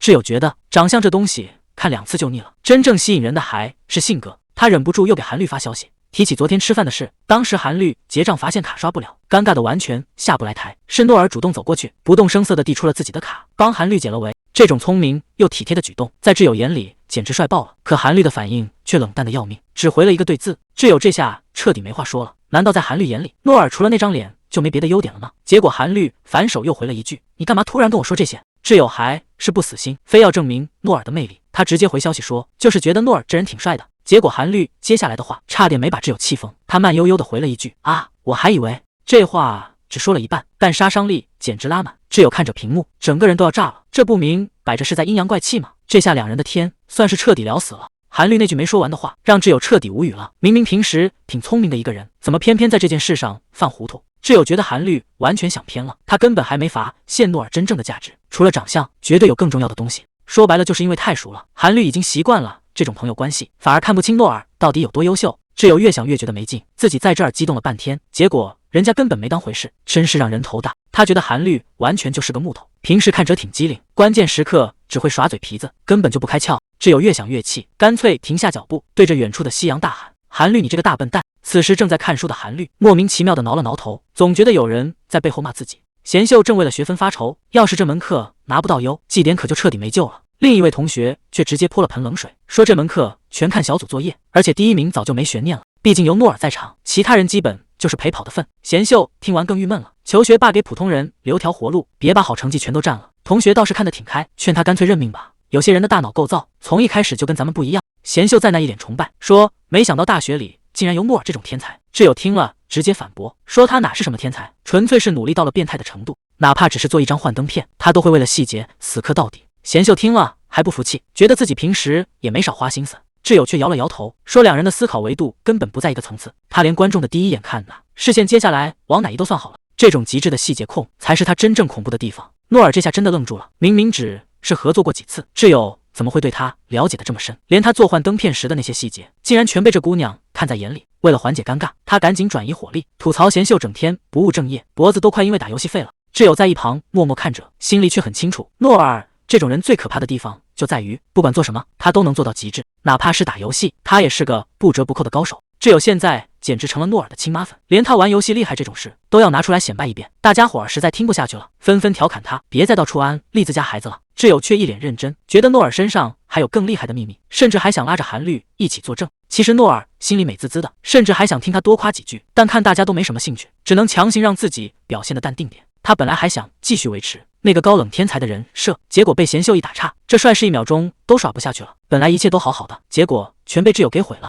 韩绿一边喝着闷酒，一边吐槽诺尔就是个顶级独行侠，真搞不懂他哪来那么多乱七八糟的计划。挚友坐在一旁愁得不行，到底该怎么说韩绿才能对诺尔有点好感？之前夸他性格好，韩绿根本没反应；夸他有能力，韩绿也完全不感冒。挚友忍不住怀疑，难道这姑娘是个纯粹的颜控，只看脸吗？既然这样，那就只能换个思路了。他试探着问韩绿，不觉得诺尔最近穿的衣服挺可爱吗？韩绿一脸嫌弃，觉得诺尔每天都穿那件白 T 恤，简直没什么审美可言。挚友赶紧帮着打圆场，说这种基础款才最考验人，他就喜欢这种干净利落的风格。韩绿听着听着，发现这姑娘话里话外全是在给诺尔贴金，他突然凑近了问，说实话，你最近怎么老是帮诺尔说话？这一下直接把挚友给问懵了。韩绿这招简直是绝杀，他盯着挚友问，既然诺尔这么好，你干脆跟他交往得了。挚友整个人都愣住了，饭桌上瞬间安静的尴尬，谁也没再说话。韩绿看气氛不对，赶紧笑着说是开玩笑的，让挚友别当真。虽然这事儿被敷衍过去了，但挚友心里却乱成了一团。这种奇怪的感觉到底是怎么回事？韩绿那句要不要交往，像魔咒一样在挚友脑子里转个不停。和诺尔谈恋爱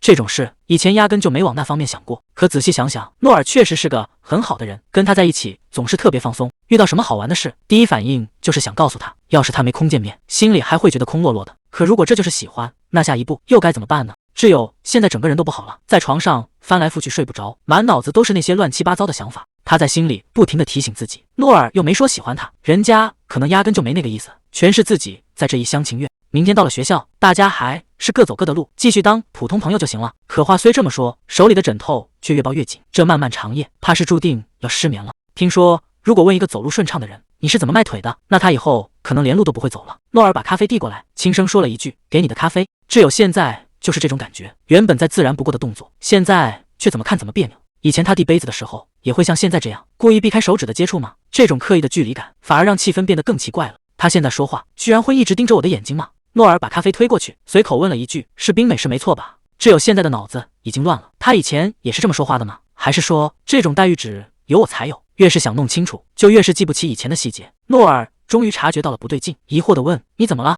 挚友这才猛地回过神，还没来得及掩饰，诺尔就直接拆穿了他，你刚才一直盯着我看干什么？挚友盯着杯子上的吸管，有些奇怪地问，这是什么？诺尔反而觉得他莫名其妙，怎么一副第一次见的表情？你以前没发现吗？挚友愣了一下，难道你以前每次递给我都会特意留着这个吸管套吗？诺尔一边忙着手里的事，一边理所当然地回答，对啊，毕竟那是嘴巴要碰的地方。挚友看着手里那个小小的塑料套，这种微不足道的细节，他为什么要这么讲究？难道这种一直以来的照顾，我以前真的完全没发现吗？这种事真的只是普通朋友会做的吗？印象里他跟那帮哥们儿相处的时候，可从来没这么细心过。如果诺尔真的谈恋爱了，他会是什么样子？都说谈了恋爱的人跟平时在朋友面前完全是两个样，到那时候他应该会比现在对我还要更加温柔吧。仔细想想，诺尔好像从来没提过谈恋爱的事。挚友试探着问了一句，你身边难道就没有喜欢的人吗？诺尔头也不抬地反问，干嘛？你要给我介绍对象啊？挚友赶紧解释，我不是那个意思，就是想知道你有没有感兴趣的女生。真奇怪，别的男生天天喊着寂寞想脱单，怎么诺尔从来没这种动静？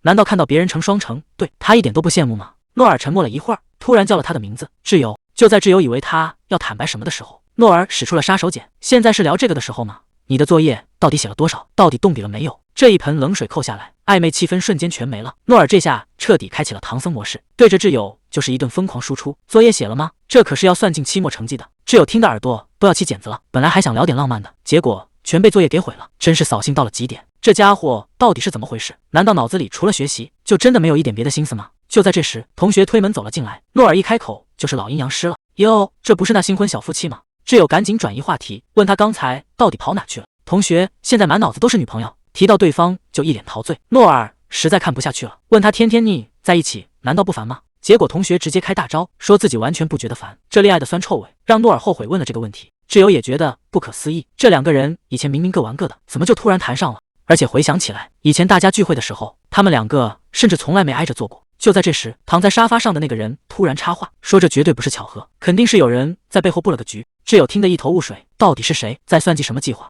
同学有些不好意思，难道喜欢一个人就一定要坐在对方旁边吗？其实有时候真的不是故意的，只是觉得离得太近，心里的那点小秘密一下子就会被看穿。挚友听完这话，陷入了沉思，原来这种事真的会发生。他突然意识到自己以前的想法太天真了，总觉得喜欢一个人就一定会想方设法靠近，但如果对方是个害羞的人，可能反而会躲得远远的，根本不敢靠近半步，甚至在别人面前能谈笑风生，唯独在喜欢的人面前却连靠近的勇气都没有。有些人就是这样，只要喜欢的人一靠近，整个人就会彻底僵住。就像那时的诺尔，明明大家坐得好好的，他却突然提出要换座位，故意躲得远远的，甚至表现得比陌生人还要冷淡，让人根本猜不透他的心思。只有一个人坐着，脑子里全是这些陈年往事，明明现在还有更重要的事，怎么偏偏在这个时候又想起了诺尔呢？这种似曾相识的感觉让挚友一下子对上了号。回想起以前，要是两个人单独相处，诺尔总是显得特别别扭，那种尴尬和不自然，现在回想起来，好像并不是因为讨厌，而是有别的理由。如果这个逻辑成立，那当年的真相可能完全相反。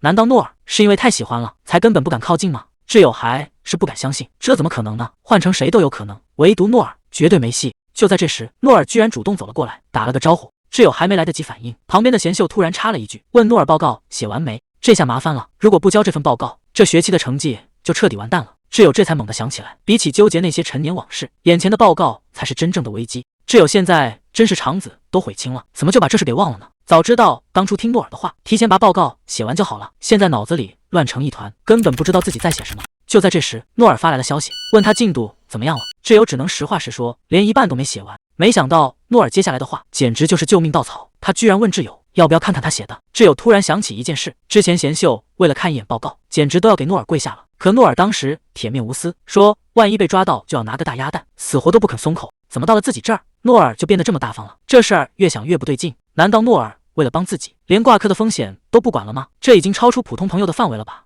他为什么要做到这一步？难道在他心里，自己真的和别人不一样吗？诺尔居然主动发消息过来，这下挚友彻底坐不住了。不管是出于好感还是友情，这种只属于两个人的秘密，确实让人很难不多想。可现在最大的问题是，到底该怎么回消息呢？删删减减半天，还是不知道该说什么。万一这是自己自作多情，那可就真的尴尬了。诺尔平时那么严谨的人，这次居然主动破例，这不明摆着吗？这份特权只属于他一个人。可冷静下来想想，万一被教授抓到，诺尔的前途可就全毁了。绝对不能因为自己的贪心，就把这么好的朋友给搭进去。这种事他绝对做不出来。与其走捷径，不如靠自己赶紧把报告写完，这才是最稳妥的选择。拒绝他的好意，或许能让他看到自己不一样的一面。这种独立又努力的样子，说不定在对方心里还是个加分项。挚友在对话框里敲下拒绝的话，最后还不忘发个可爱的表情包，谢谢他的关心。消息发出去后，诺尔盯着屏幕沉默了很久，半天都没动静。谁也不知道他现在心里到底在想什么。在自习室刚碰面，诺尔就主动打了个招呼，挚友只能没话找话的应了一声。其实他心里一直在打鼓，到底要不要提昨晚那件事？是该先谢谢他想给自己看报告，还是解释一下自己是因为害怕才拒绝？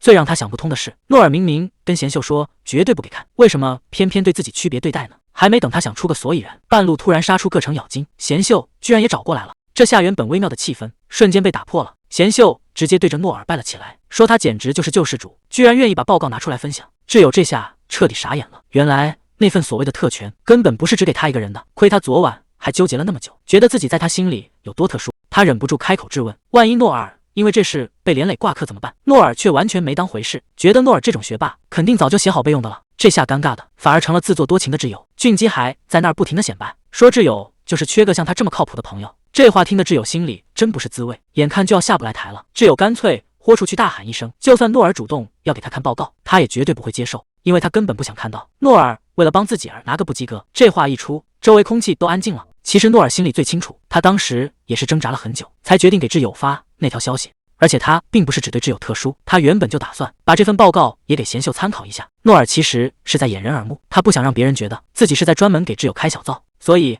他打算一视同仁，把报告分享给所有人，甚至连借口都找好了，就说这是以前写废的草稿，这样就算被老师发现，他也能把自己撇得干干净净，完全不用担心会被判0分。这个计划听起来挺完美，可问题是那份所谓的废弃草稿，他到现在还没写完呢。这下可真是搬起石头砸自己的脚。为了圆这个谎，他只能连夜在这儿补作业了。大半夜的，诺尔一个人对着电脑，一边补那份根本不存在的报告，一边陷入了深深的自我怀疑。更让他破防的还在后面，他本来想借机给挚友献个殷勤，问他要不要看自己的报告，结果人家想都没想就拒绝了。那句客客气气的谢谢关心，简直比直接骂他还要难受。诺尔现在恨不得找个地缝钻进去，他觉得自己刚才的行为简直幼稚到了极点，这种司马昭之心，估计挚友早就一眼看穿了。这下可好，报告没送出去，反而弄得自己快没脸见人了。诺尔现在愁得不行，明天到底该怎么面对挚友？为了不让昨晚的尴尬穿帮，他只能硬着头皮演下去。他装作若无其事的样子，咬死说那份报告就是个旧草稿，好像这一切真的只是他随手翻出来的。诺尔故意笑着问挚友：“你该不会真的以为我会为了帮你，连拿个不及格的风险都敢冒吧？”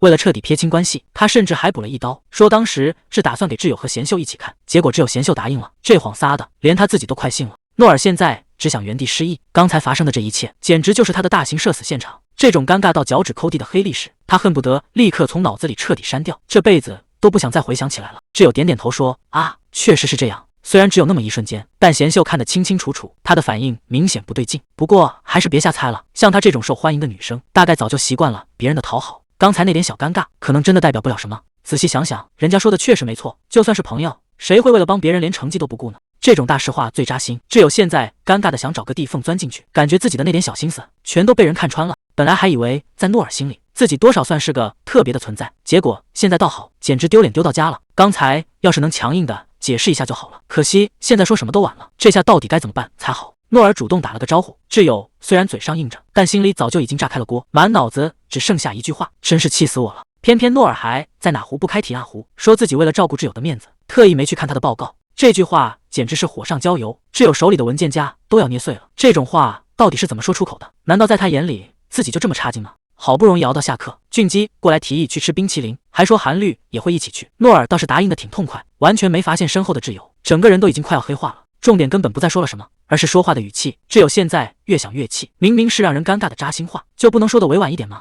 诺尔却像个没事人一样，还兴冲冲的提议大家每人选一个喜欢的口味。他心里其实也挺委屈，觉得自己明明是在体贴对方，怎么到头来反而成了坏人？这好人也太难当了。到了柜台前，诺尔刚准备点自己想要的口味，挚友直接冷冷的甩出一句：“你没资格选。”这下诺尔彻底懵了，完全不知道自己又触发了什么机关。俊基只能在旁边小声劝着，让他先消消气。挚友这脾气一上来，谁说话都不好使，他直接宣布要一个人选2个口味，摆明了还在跟诺尔闹别扭。诺尔在旁边听得一头雾水，觉得这点小事至于闹这么大吗？他只能无奈的答应下来，心里却忍不住犯嘀咕：诺尔平时对他那么好，怎么换成自己就全是火药味？难道真就因为刚才那一句话就要记仇到现在吗？就在诺尔准备认栽的时候，挚友却突然伸手拦住了他，语气也跟着软了下来，让他自己选一个喜欢的口味。这下轮到诺尔摸不着头脑了，他赶紧点了个最稳妥的奥利奥口味，心里还在不停的安慰自己，大家都是朋友，刚才可能只是在开玩笑吧。但这个玩笑怎么想都觉得有点不对劲，说是开玩笑，但挚友心里这道坎根本就过不去。诺尔还在那没心没肺的感慨，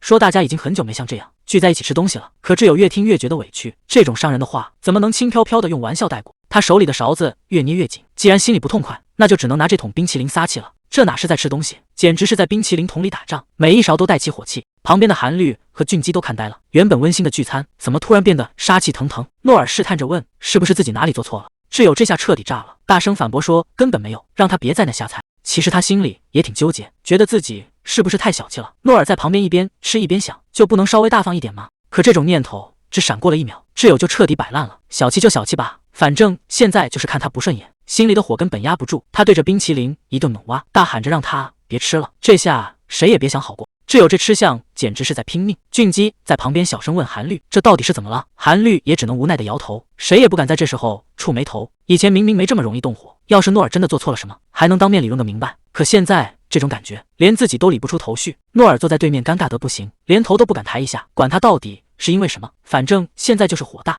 这顿冰淇淋吃得各怀心思，原本的聚会气氛全没了，最后只能在低气压中匆忙打个招呼散场。走在夜晚的街道上，挚友还在钻牛角尖，难道自己真的在生诺尔的气吗？诺尔跟在后面也挺纠结，总觉得如果因为这点小事就不高兴，是不是显得自己太没气量了？这种莫名其妙的情绪让挚友觉得整个人都不对劲，这到底是怎么了？他停下脚步问自己，为什么会变成现在这样？这种失控的感觉让他完全找不到答案。看着这一床的衣服，挚友陷入了纠结。为了这次见面，他可是下足了功夫，精心打扮一番，终于大功告成。现在的状态，就算是那个像木头一样的诺尔，肯定也没法装看不见。可就在这时，他突然发现哪里不对劲。挚友还在那自我催眠呢，口口声声说打扮成这样绝对不是为了给诺尔看，纯粹是为了取悦自己。结果这一出门，回头率直接爆表，路上的男生全看呆了，大家忍不住凑过来打听他今天到底要去哪。挚友一脸淡定的回答，只是去实验室而已。这波欲擒故纵算是让他玩明白了。挚友终于到了实验室，韩律坐在一旁，一眼就看穿了真相。这姑娘今天绝对是全副武装，就差把我打扮过写在脸上了。可谁能想到，诺尔这个木头人连头都没抬一下，只顾着在那敲键盘。挚友主动凑过去搭话，结果却碰了一鼻子灰。对方满脑子只有托福，连个正眼都没给他。这下挚友彻底怀疑人生了，难道是因为自己坐着，所以他才看不见吗？他干脆直接站了起来，非要让这家伙看个清楚不可。挚友这招确实狠，直接站起来展示身材。韩律坐在旁边，早就看穿了这出戏，故意问他在找什么。挚友赶紧随便编了个借口，说是在找什么心理学的书。韩律嘴上说着不知道，可他心里清楚得很，这姑娘分明是醉翁之意不在酒。见韩律不接招，挚友又把目标转向了诺尔，他满心期待的凑过去搭话，还特意提到了课程。结果诺尔这个木头人居然反问了一句：“有那本书吗？”这下挚友彻底没戏了，对方根本就接不住他的戏。这下真的尴尬到家了。挚友本来想演一出找书的戏，结果用力过猛，把自己都给演断片了。他在那语无伦次的解释，最后连要找什么都忘了，只能灰溜溜的坐回沙发。看着诺尔那副不开窍的样子，挚友算是彻底服了。这家伙的脑子里估计除了学习啥也没有。最让他崩溃的是，大家穿的都是睡裤拖鞋，只有他一个人盛装出席。这波精心准备的打扮，简直是演给瞎子看。挚友现在只想找个地缝钻进去，全场只有他一个人盛装出席，这种格格不入的感觉让他恨不得马上回家。就在这时，诺尔突然叫住了他，手里还拿着一本书，说要是他想找心理学的书，他这里正好有一本。诺尔还特别认真的提醒，这本跟他刚才说的可能不太一样，问他要不要借回去看。这下挚友彻底没话说了，本来只是随口编的借口，结果人家居然当真了，这谎话现在是完全圆不回来了。挚友突然原地炸毛，丢下一句狠话就走，留下诺尔一个人在风中凌乱。他走在路上怎么也想不通，以前别人要是生气，他起码还能猜到原因，可最近挚友的行为完全超出了他的理解范围。这姑娘翻脸比翻书还快，前一秒还笑得像个天使，后一秒就能直接变身恶魔，简直让人防不胜防。最让诺尔郁闷的是，他对别人都挺正常，这种莫名其妙的脾气好像专门是冲着他来的。诺尔心里其实门清，挚友绝对是在生他的气，而且按照平时的套路，他肯定正等着他自己反省，然后再主动过去哄他。就在这时，韩律从后面追了上来，要跟他一起走，可他现在满脑子都是，连错在哪都不知道，这欠到底该怎么道？两人走在夕阳下，韩律突然压低声音问：“不觉得挚友最近很奇怪吗？”诺尔这下总算找到了共鸣，原来不只是他一个人觉得这气氛不对劲。韩律笑着凑过来问：“你知不知道他到底为什么会变成这样？”诺尔现在简直要疯了，这种完全摸不着头脑的挫败感让他整个人都快要炸了。韩律在一旁突然开口问他是不是也觉得今天的挚友特别漂亮。说实话，这件事根本没法抵赖，刚才那一瞬间的挚友确实美得让人没法一开眼。可韩律接下来的话却让诺尔心里瞬间没底了。他说在别人眼里这件事恐怕完全是另一个样子。韩律突然停下脚步，直接对着诺尔摊牌了。他说在你眼里的那个挚友其实根本就不存在。诺尔这下彻底听懵了，半天没说出话来，完全没反应过来这话到底是什么意思。难道他一直以来看到的都只是自己的错觉吗？韩律这句语出惊人的话让局面变得更加扑朔迷离了。为了让挚友心情好点，韩律给诺尔出了个主意，说明天见面的时候一定要找个机会夸她漂亮。诺尔嘴上没说什么，心里却100个不乐意，夸个漂亮而已，至于搞得这么隆重吗？回到家躺在床上，他越想越觉得离谱，又不是哄幼儿园小朋友玩，这种话怎么说得出口？可转念一想，不就是夸一句漂亮吗？自己到底在闹什么别扭？难道真的开不了这个口吗？这事其实一点都不难，但诺尔心里就是有个坎，总觉得不想这么轻易的就顺了挚友的心意。难道是因为看到他那么渴望被夸奖，自己心里反而有种莫名其妙的成就感？真要是这样，那自己的人品也太差劲了。他无奈的叹了口气，决定不再纠结，算了，明天见面的时候就直接夸她漂亮吧。挚友正躺在床上回味，结果脑子里突然蹦出诺尔问的那句话：“这里原本是不是有本书？”就这一瞬间，挚友整个人都彻底破防了，他死死抓着被子，恨不得当场消失。他在床上拼命打滚，嘴里不停的咒骂自己：“笨蛋，挚友你真是个大笨蛋！”最尴尬的秘密竟然就这么被他发现了，这下真是丢脸丢到家了。挚友抱着兔子玩偶，心里乱成了一团麻。诺尔的反应真的有那么重要吗？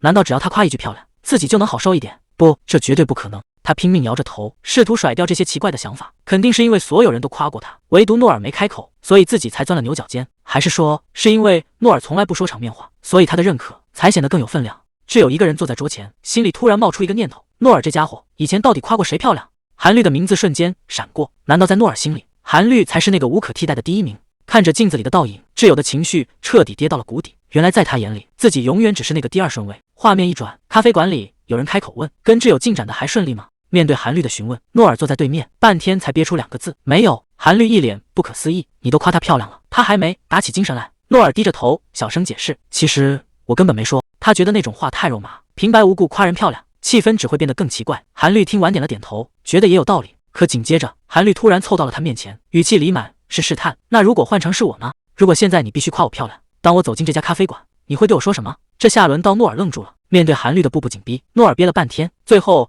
只挤出一个教科书式的回答：你今天的衣服挺好看，真的很适合你。这种客套话让韩律忍不住笑出了声，他随口回了一句：这话你也可以对挚友说啊。其实大家都明白，漂亮这两个字从来都不只是在夸奖外表，它更像是一种藏不住的心动。就在诺尔还在纠结的时候，旁边有人说出了那句话：你今天真的很漂亮。看着别人在那儿直球出击，诺尔却陷入了自我怀疑，要是这话从我嘴里说出来，真的会有人觉得开心吗？他总觉得自己长得普通，万一开口夸人漂亮，不但没效果，反而会被当成变态吧。漂亮这两个字对他来说实在太陌生了，尤其是要对挚友说出口，光是想想都觉得尴尬的要命。算了，别再纠结那些有的没的了。他在心里暗暗发誓，下次一定要亲口告诉他。诺尔觉得刚才那种方式应该挺管用，他开始试着练习那些肉麻的话，从耳环漂亮到衣服合身，最后甚至憋出了一句：你今天看起来挺漂亮的。但这哪是他的真心话啊！他无奈地看着韩律，这就是你想听到的标准答案吧？韩律倒是很淡定，直接回了一个对字。诺尔这下彻底没辙了，一想到挚友，他就觉得这事儿真难办，到底要怎么做才能让他明白自己的心意？看着诺尔为了挚友这么拼命，韩律心里突然有点不是滋味。明明大家都是女生，怎么待遇差别就这么大呢？他忍不住开口试探：诺尔，你跟我说话的时候，是不是觉得特别放松？诺尔一脸懵，完全没听出话里的意思，直接反问了一句：怎么了？这直男反应让韩律到嘴边的话又咽了回去。算了，没什么。他把头扭到一边，不再说话，气氛瞬间变得尴尬起来。诺尔拿着杯子愣在原地，完全搞不懂这女人怎么说变脸就变脸，到底又是哪里不对劲了？看着眼前的韩律，挚友心里全是羡慕，这发质还有这身材，简直就是完美的代名词。他甚至开始琢磨，要是自己也换个同款妆容，会不会也这么有气质？韩律伸了个懒腰，感叹放假的日子真舒服。挚友终于忍不住问了一句：你放假也在偷偷健身吗？结果韩律说，放假时间多练得更勤快了。这下挚友彻底服气了，原来变美真的没有捷径。挚友突然冒出一个念头，是不是该开始健身了？韩律听完直接愣住，毕竟这姑娘平时最怕吃苦。挚友支支吾吾说不出话，其实他现在心里特别后悔，当初非要装得那么洒脱，说什么外表根本不重要，结果现在最在意的人反而是自己。就在他纠结的时候，韩律突然指着远处说：快看，诺尔又在那显摆了。只见那家伙正拼命跑着，这出戏演的可真够卖力的。诺尔一路狂奔过来，累得连腰都直不起来，说是为了能早点赶到。还没等喘匀气，他突然盯着挚友说：这身衣服以前没见你穿过，挺漂亮的。这一句话直接把挚友给整不会了，刚才还在纠结外表的事，现在正主居然直接夸上了。诺尔又补了一句：粉色真的很适合你。挚友下意识扯了扯衣角，小声问了一句：你真的觉得好看吗？结果那家伙想都没想，笑着给了一个肯定的回答。挚友正美滋滋的整理衣服，心里估计还在回味刚才的夸奖，连空气里都透着甜味。结果俊基这小子一出现，气氛瞬间就变了。他冷不丁的问了一句：你是不是没衣服穿了？怎么天天就这一套？这一句直男发言直接把挚友给整不会了，刚才的浪漫滤镜碎了一地。旁边的女生赶紧出来纠错，说这几件衣服颜色根本不一样，这件明明是珊瑚粉，跟之前那件完全是两个色，但在诺尔这种人眼里，估计这些粉色全都是同一个颜色。诺尔盯着电脑屏幕，看起来是在忙正事，其实心思完全不在上面，耳朵早就飘到后排去了。挚友正跟朋友聊得开心，完全没发现这边的动静，但诺尔现在根本冷静不下来，心里全是乱七八糟的念头。这不明摆着让人误会吗？自从上次夸过他穿那件衣服好看，这姑娘最近天天都穿类似的风格，简直就像是专门穿给他看的一样。看着挚友灿烂的笑容，诺尔这下彻底没法专心了。这种若有若无的暗示最让人抓心挠肝，他现在只想知道一个答案，这一切到底是不是巧合？诺尔这会儿正心猿意马，忍不住开始各种期待。就在这时，韩律突然凑到他耳边，丢下了一个重磅炸弹。他说自从诺尔夸过那身衣服，挚友就再也没换过别的风格，天天都穿成这样。诺尔还想强装镇定，找借口说肯定也有别人夸过，结果韩律直接一句话绝杀，说除了你，根本没别人说过这种话。这下好了，诺尔彻底没法淡定了，这暗示已经不能再明显了。他低着头半天没说话，心里那点防线早就被这一句话给击穿了。韩律盯着诺尔看了半天，眼神里写满了嫌弃，最后干脆把头扭到一边，丢下一句真烦人，直接把诺尔给整懵了。他坐在那儿半天没回过神，心里全是问号，这该不会是在说他吧？刚才那点暧昧气氛瞬间变成了尴尬。好在贤秀及时站了出来，强行把话题给拽了回来，说现在不是讨论衣服的时候，别忘了正事，大家还得商量去哪儿旅游呢。他这一嗓子总算让气氛稍微缓和了一点，又是想去海边，又是想去山谷，看这架势，真正的争论才刚刚开始。贤秀这会儿满脸写着拒绝，觉得去山谷那是老年人的活动。旁边的女生立马反驳，说山谷里好歹有树荫，总比在太阳底下晒脱皮强。大家吵得不可开交，干脆把球踢给了挚友，问他到底想去哪儿。挚友还是那副老好人的样子，说自己去哪儿都行，谁也不想得罪。就在大家争论不休的时候，韩律却悄悄凑到了诺尔身边，拿出手机给他看一张照片，说这里的风景简直绝了。诺尔凑过去仔细一瞧，原本还没当回事，结果这一看，整个人都定在了原地。这张照片里显然还藏着别的猫腻，挚友这下也坐不住了，直接把手机对到了诺尔面前，让他赶紧看看这张照片，语气里全是安利的味道。诺尔盯着屏幕沉默了半天，心里已经彻底看穿了，这哪是在分享风景啊，这分明是给他下套呢。他无奈地问这两个人是不是早就商量好了，非要逼着他同意去海边不可。挚友还在那儿装傻充愣，韩绿却已经等不及要个答案了，被这两个女人合起伙来围攻。诺尔今天怕是彻底躲不过去了。挚友还在那儿大声坚持，非要去山谷不可。结果诺尔只是笑了笑，随手合上了电脑，一副胜券在握的样子。他说：“你们就别白费劲了，山谷那边的木屋，他早就已经提前定好了。这招先斩后奏，直接把所有人的后路都给断了。”这话一出，贤秀整个人都崩了，在那儿疯狂哀嚎。可惜现在说什么都晚了，大局已定。看着屏幕上绝美的风景，挚友这下总算满意了。谁也没想到，这场旅游地点的争夺战竟然会以这种方式收场。换个陌生的地方待着，平时没注意的事一下子就变清晰了。挚友大声喊着：“诺尔！”看着眼前的他，诺尔这才发现，原来他竟然这么好看。就在这时，贤秀突然从背后勾住他，笑着调侃说：“看你这副样子，简直就像个当地人啊！”诺尔才刚睡醒没多久，贤秀就急急忙忙赶到了。他有点担心地问：“我没迟到吧？穿成这样会不会太随便了？”贤秀指着旁边的诺尔说：“他穿的比你还随便。行了，赶紧上车，换个地方。有些事确实看得更清楚了，比如自己到底有多普通。”诺尔坐在车上，听着同伴叫他的名字。这一趟旅行恐怕没那么简单。韩绿今天特意打扮了一番，凑到诺尔跟前显摆：“怎么样，我这身衣服够走心吧？”诺尔连头都没抬，随口敷衍了一句：“挺好的，感觉你确实尽力了。”韩绿坐到他身边，没好气的吐槽：“你这夸奖也太没诚意了。”诺尔还想给自己找补，扯着领口说：“你也没夸我这件新 T 恤啊，这可是名牌，贵着呢。”结果韩绿一个眼神扫过来，当场拆穿他：“什么新衣服？你平时不一直穿这件吗？”诺尔这下彻底没话说了，只能小声嘀咕：“你怎么连这都知道？”韩绿双手抱胸，语气里带着一丝埋怨：“我对你这么关注，你对我能不能也走点心？”韩绿这一个直球甩过来，诺尔整个人都僵住了。他盯着诺尔问：“你眼里是不是只有挚友漂亮？”诺尔赶紧想打个圆场，尴尬的笑着说：“这玩笑开的有点过头了吧？”没想到韩绿根本不接这茬，一脸严肃的回了一句：“谁跟你开玩笑了？”车厢里的气氛瞬间降到冰点。诺尔坐在旁边，走也不是，留也不是，心里开始犯难。现在是不是该轰轰他？他原本以为韩绿只是在闹着玩，觉得他那样还挺可爱的，所以之前才没当回事。可现在看来，不管是挚友还是韩绿，这趟旅行都要出大事了。谁能想到诺尔为了保命，竟然能肉麻到这种程度？他看着韩绿那张冷脸，心里直犯嘀咕：这明显是拿我当软柿子捏啊！既然躲不掉，他干脆开启了疯狂夸奖模式。哎呀，我刚才真是瞎了眼，竟然没罚现身边坐着位大美女。韩绿根本不吃这一套，眼神里全是嫌弃。诺尔却越演越起劲，快别皱眉了，这么漂亮的脸蛋，要是长了皱纹，那多可惜啊！韩绿终于爆发了，咬牙切齿的挤出两个字：闭嘴。诺尔心里也挺委屈，我又没欠你什么，但他还是不怕死地补了一句：你怎么连生气都这么好看？结果话还没说完，韩绿直接伸手掐住了他的嘴。这下世界终于清静了，韩绿这下是真的爆发了，在车厢里直接上手，一边掐着诺尔一边吼：让你闭嘴，听见没有？俊基在旁边看热闹不嫌事大，笑着调侃了一句：诺尔，你这就是纯属欠揍。看着两人打闹的样子，挚友心里却有了不一样的看法，看来诺尔喜欢的就是韩绿这种类型的女孩。虽然每个人的眼光都不一样，但挚友其实早就感觉到了，诺尔对韩绿的那些小心思，恐怕早就藏不住了。挚友这心里开始犯嘀咕了，诺尔喜欢韩绿这事儿逻辑上没毛病，可为什么自己就是堵得慌？看着车窗倒影里的自己，他甚至开始怀疑，要是换成韩绿那种风格，自己是不是会比现在更迷人？算了，毕竟萝卜青菜各有所爱，没必要为了谁去改变。但从这一刻开始，挚友心里那个决定，恐怕要让接下来的旅行彻底变样了。挚友决定了，不管别人怎么想，自己一定要表现的毫不在意，主打的就是一个洒脱。既然要当个酷女孩，那就要从现在开始。看她这副自信满满的样子，好像真的已经放下了。结果呢，刚想表现一下，手里的罐子就开始跟她作对，这哪是在跟罐子较劲，分明是心里那股劲儿还没完全过去呢。诺尔看他在那儿费劲，好心问了一句要不要帮忙，结果挚友为了维持那个酷女孩人设，想都没想就给拒绝了。本以为这波拒绝挺帅的，谁知道诺尔也是个实诚人，听完居然真的转头就走。这下挚友心里那道防线一下子就塌了，明明看出来我打不开，你就不能强行帮一下吗？说好的要洒脱要冷静，结果还没过3秒，这火气就再也压不住了。看来这种不解风情的男人是真的能让人瞬间破防。挚友这心里还是过不去那道坎，总觉得要是换成韩绿，待遇肯定完全不一样。贤秀这时候偏偏凑过来，想显摆一下自己的热心肠，结果挚友这火气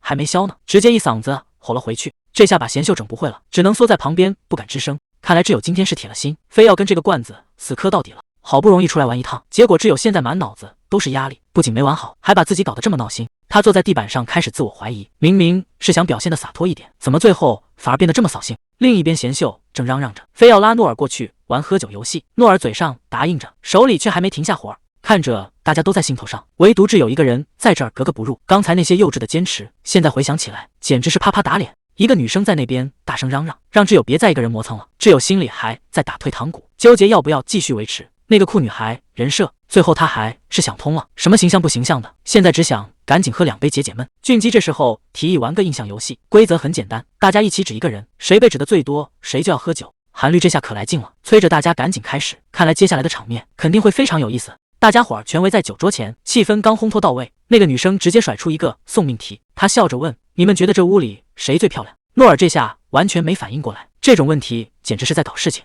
随着他一声令下，真正的修罗场马上就要来了。倒计时已经开始，1、2、3，这下气氛彻底紧绷到了极点。挚友正等着最后的宣判，韩律看起来倒是一脸淡定，而诺尔显然还没做好心理准备。随着最后一声令下，所有人都要亮出底牌了。1、2，目光根本移不开，毕竟挚友长得漂亮，这是谁都无法否认的事实。如果不指他，反而显得不自然了。随着3声口令结束，所有人同时指向了目标。韩律拿到了3票，可诺尔这下肠子都悔青了。早知道局面会变成这样，刚才就该直接选挚友。这种时候，谁漂亮已经不重要了，这种尴尬的气氛才最要命。旁边的人起哄说，挚友4票最高，赶紧愿赌服输喝一杯。没想到挚友二话不说，直接抓起了酒瓶。挚友这性格是真的猛，2瓶酒直接往一个大杯里灌。俊基在旁边都看傻了，赶紧劝他没必要全喝完。可周围的人还在起哄，说既然大家都觉得她最漂亮，那这杯酒肯定得干了。挚友二话不说，端起杯子就开始闷，全场都在疯狂喊她的名字。这一大杯酒下肚，连诺尔都没反应过来，这姑娘平时看着文静，喝起酒来竟然这么拼。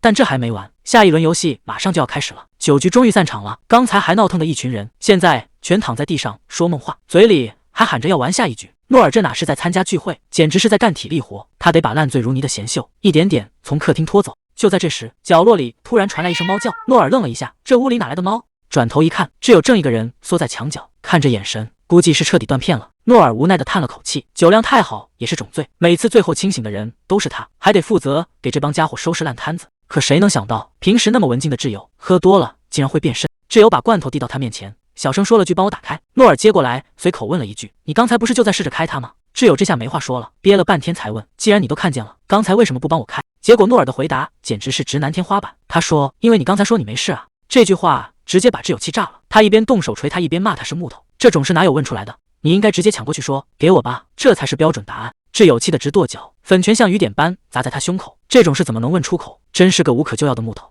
诺尔只能一边挨揍，一边乖乖把罐头拧开。挚友突然拽着裙角凑过来，小声问他，我这件衣服漂亮吗？诺尔一时间没反应过来，只是敷衍的回了个挚友显然对这个回答不满意，他盯着诺尔的眼睛要求，不能只说你要说真的很漂亮。这种直球攻击谁顶得住？诺尔赶紧把头扭到一边，故意说他才不想夸。挚友气的在那不停的撒娇，问他到底为什么不夸。看着他这副样子，诺尔心里很清楚，这姑娘绝对是彻底喝断片了，估计等明天天一亮，今晚发生的事他全都会忘光。可就在这时，挚友突然低声问了一句，既然你觉得我漂亮，那刚才选人的时候你为什么不选我？这一句话让诺尔彻底没词了。挚友还在不停的追问，为什么刚才不选他？这一声质问让诺尔根本没法回答。其实他心里很清楚，现在的这段时间就像是偷来的，等明天太阳一升起，今晚的一切都会消失。挚友还在委屈的抱怨，说诺尔最后选了韩律，甚至还想把别人叫醒问个清楚。诺尔什么也没做，只是静静的看着他，他想在这个不真实的时刻再多陪他坐一会儿。就这样吧，等他闹累了，等他彻底睡着，这段记忆就会随之消失。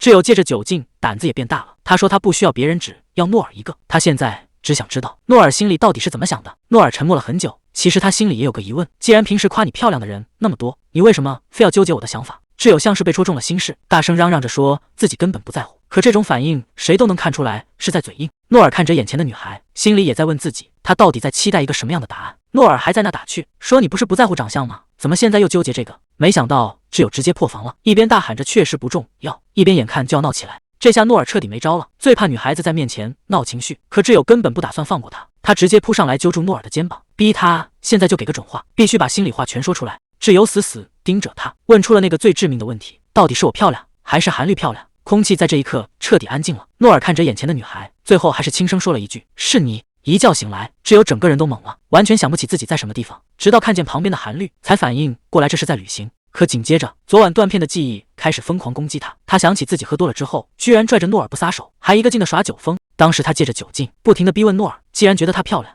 为什么当初不选他？最要命的是，他最后竟然还问了一个最不该问的问题。他问诺尔，到底是他更漂亮，还是韩绿更漂亮？这下是真的社死了。挚友现在恨不得找个地缝钻进去。昨晚那些丢人的片段，正像电影一样在脑子里回放。他想起自己借着酒劲，居然死缠着诺尔不放，还一直逼问对方自己到底漂不漂亮。最打脸的是，他以前明明在诺尔面前立过不在乎外表的人设，结果昨晚的表现简直就是一个看脸的疯子。看着诺尔那副无奈的表情，挚友彻底崩溃了。这以后还怎么见面？他现在只想原地消失，把昨晚那个发疯的自己从所有人的记忆里抹掉。挚友现在后悔的想撞墙，他怎么也想不通，昨晚自己喝多了之后，为什么非要强撑着不睡，非要给自己制造这段黑历史。他甚至还记得自己当时那个样子，居然还觉得自己挺可爱的。现在想想简直是疯了。可就在这一片混乱的记忆里，有一个声音突然变得无比清晰。他记得清清楚楚，当时诺尔看着他的眼睛，亲口说出了那2个字：是你。这句话就像定时炸弹一样，在挚友脑子里炸开了。他反复确认了好几遍，确定自己绝对没有听错。可问题是，诺尔当时说出那句话到底是不是真心的？挚友越想越觉得不对劲。诺尔当时肯定是在敷衍他，毕竟他那时候又哭又闹，非要逼着人家承认自己比韩绿更漂亮。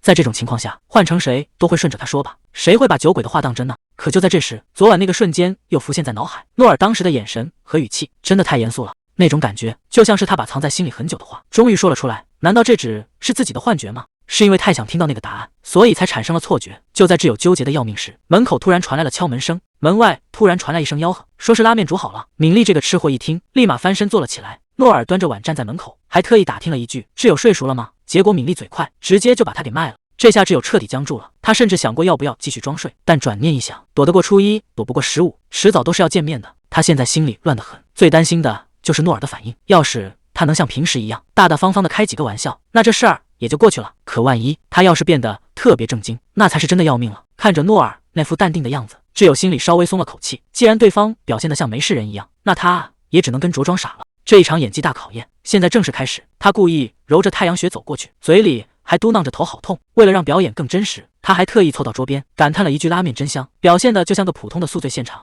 挚友坐在位子上，心里还在给自己打分，觉得这波装傻非常成功，只要他不尴尬，尴尬的就是别人。可就在这时候，诺尔突然伸手递过来一个瓶子，那是他早就准备好的解酒药。这一举动让挚友直接愣住了，他到底是单纯的体贴，还是早就看穿了一切？挚友拿着解酒药还在犯嘀咕，结果俊基一开口，直接把他昨晚的糗事全抖出来了，说他抱着个橄榄罐子死活不撒手，非要自己拧开，结果当然是丢人丢到家了。贤秀还在那儿不停补刀，问他最后到底拧开没。挚友现在只想找个地缝钻进去，昨晚的自己简直就是个疯子。他偷偷瞄了一眼旁边的诺尔，这家伙一直低头吃面，一句话也不说。可越是这样，挚友心里就越不踏实。诺尔这种闷葫芦性格，就算受了委屈，估计也不会吭声，但这反而让他觉得更愧疚了。不行，得找个没人的机会跟他道个歉。等到傍晚，挚友终于在车边堵到了诺尔，看着他背着包准备离开的样子，挚友深吸一口气凑了上去。这一声招呼能不能化解昨晚的尴尬，就看接下来的了。挚友凑到诺尔身边，小声说了句对不起，昨晚确实喝的有点多，整个人都断片了。诺尔倒是挺大方，还开玩笑说你们酒量也太差了。这一句话总算让尴尬的气氛缓和了不少。看着他上车的背影，挚友心里这块大石头总算落地了。只要他不介意，那这事儿就算翻篇了。两人并排坐在车里，虽然谁都没说话，但这种感觉并不讨厌，甚至还有点微妙。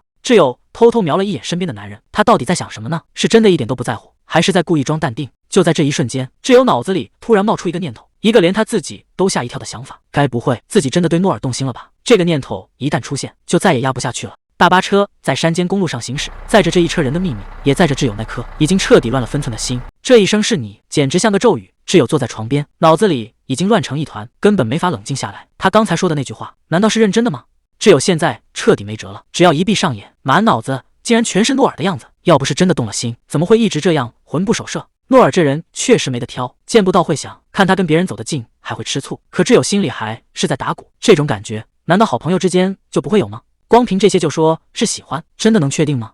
挚友一直在心里给自己找借口，觉得对诺尔的感情还没到那份上，既没有想他想到发疯，也没为他伤心过。可就在这一瞬间，他突然停住了。这种似曾相识的纠结，以前是不是也出现过？以前可不是这样的，那时候挚友看诺尔，心里压根没这么多弯弯绕绕。可现在一切都变得完全不同了，得先冷静一下。要是现在就承认喜欢他，局面可就彻底收不了场了。挚友一遍遍告诉自己，绝对不可能喜欢诺尔。可话刚说出口，连他自己都心虚了。到底是因为什么？挚友坐在床边，根本不想承认那个答案。可越是逃避，诺尔的样子就越清晰。消息发出去才4分钟，挚友就已经彻底坐不住了。既然他不回，那就主动出击，随便找个借口，电话直接拨过去。诺尔接起电话问：怎么了？挚友装作若无其事的样子，说是因为没等到回复，想聊聊比赛的事。可诺尔显然没想多聊，正准备挂断，就在这一秒，挚友脱口而出喊了他的名字，诺尔。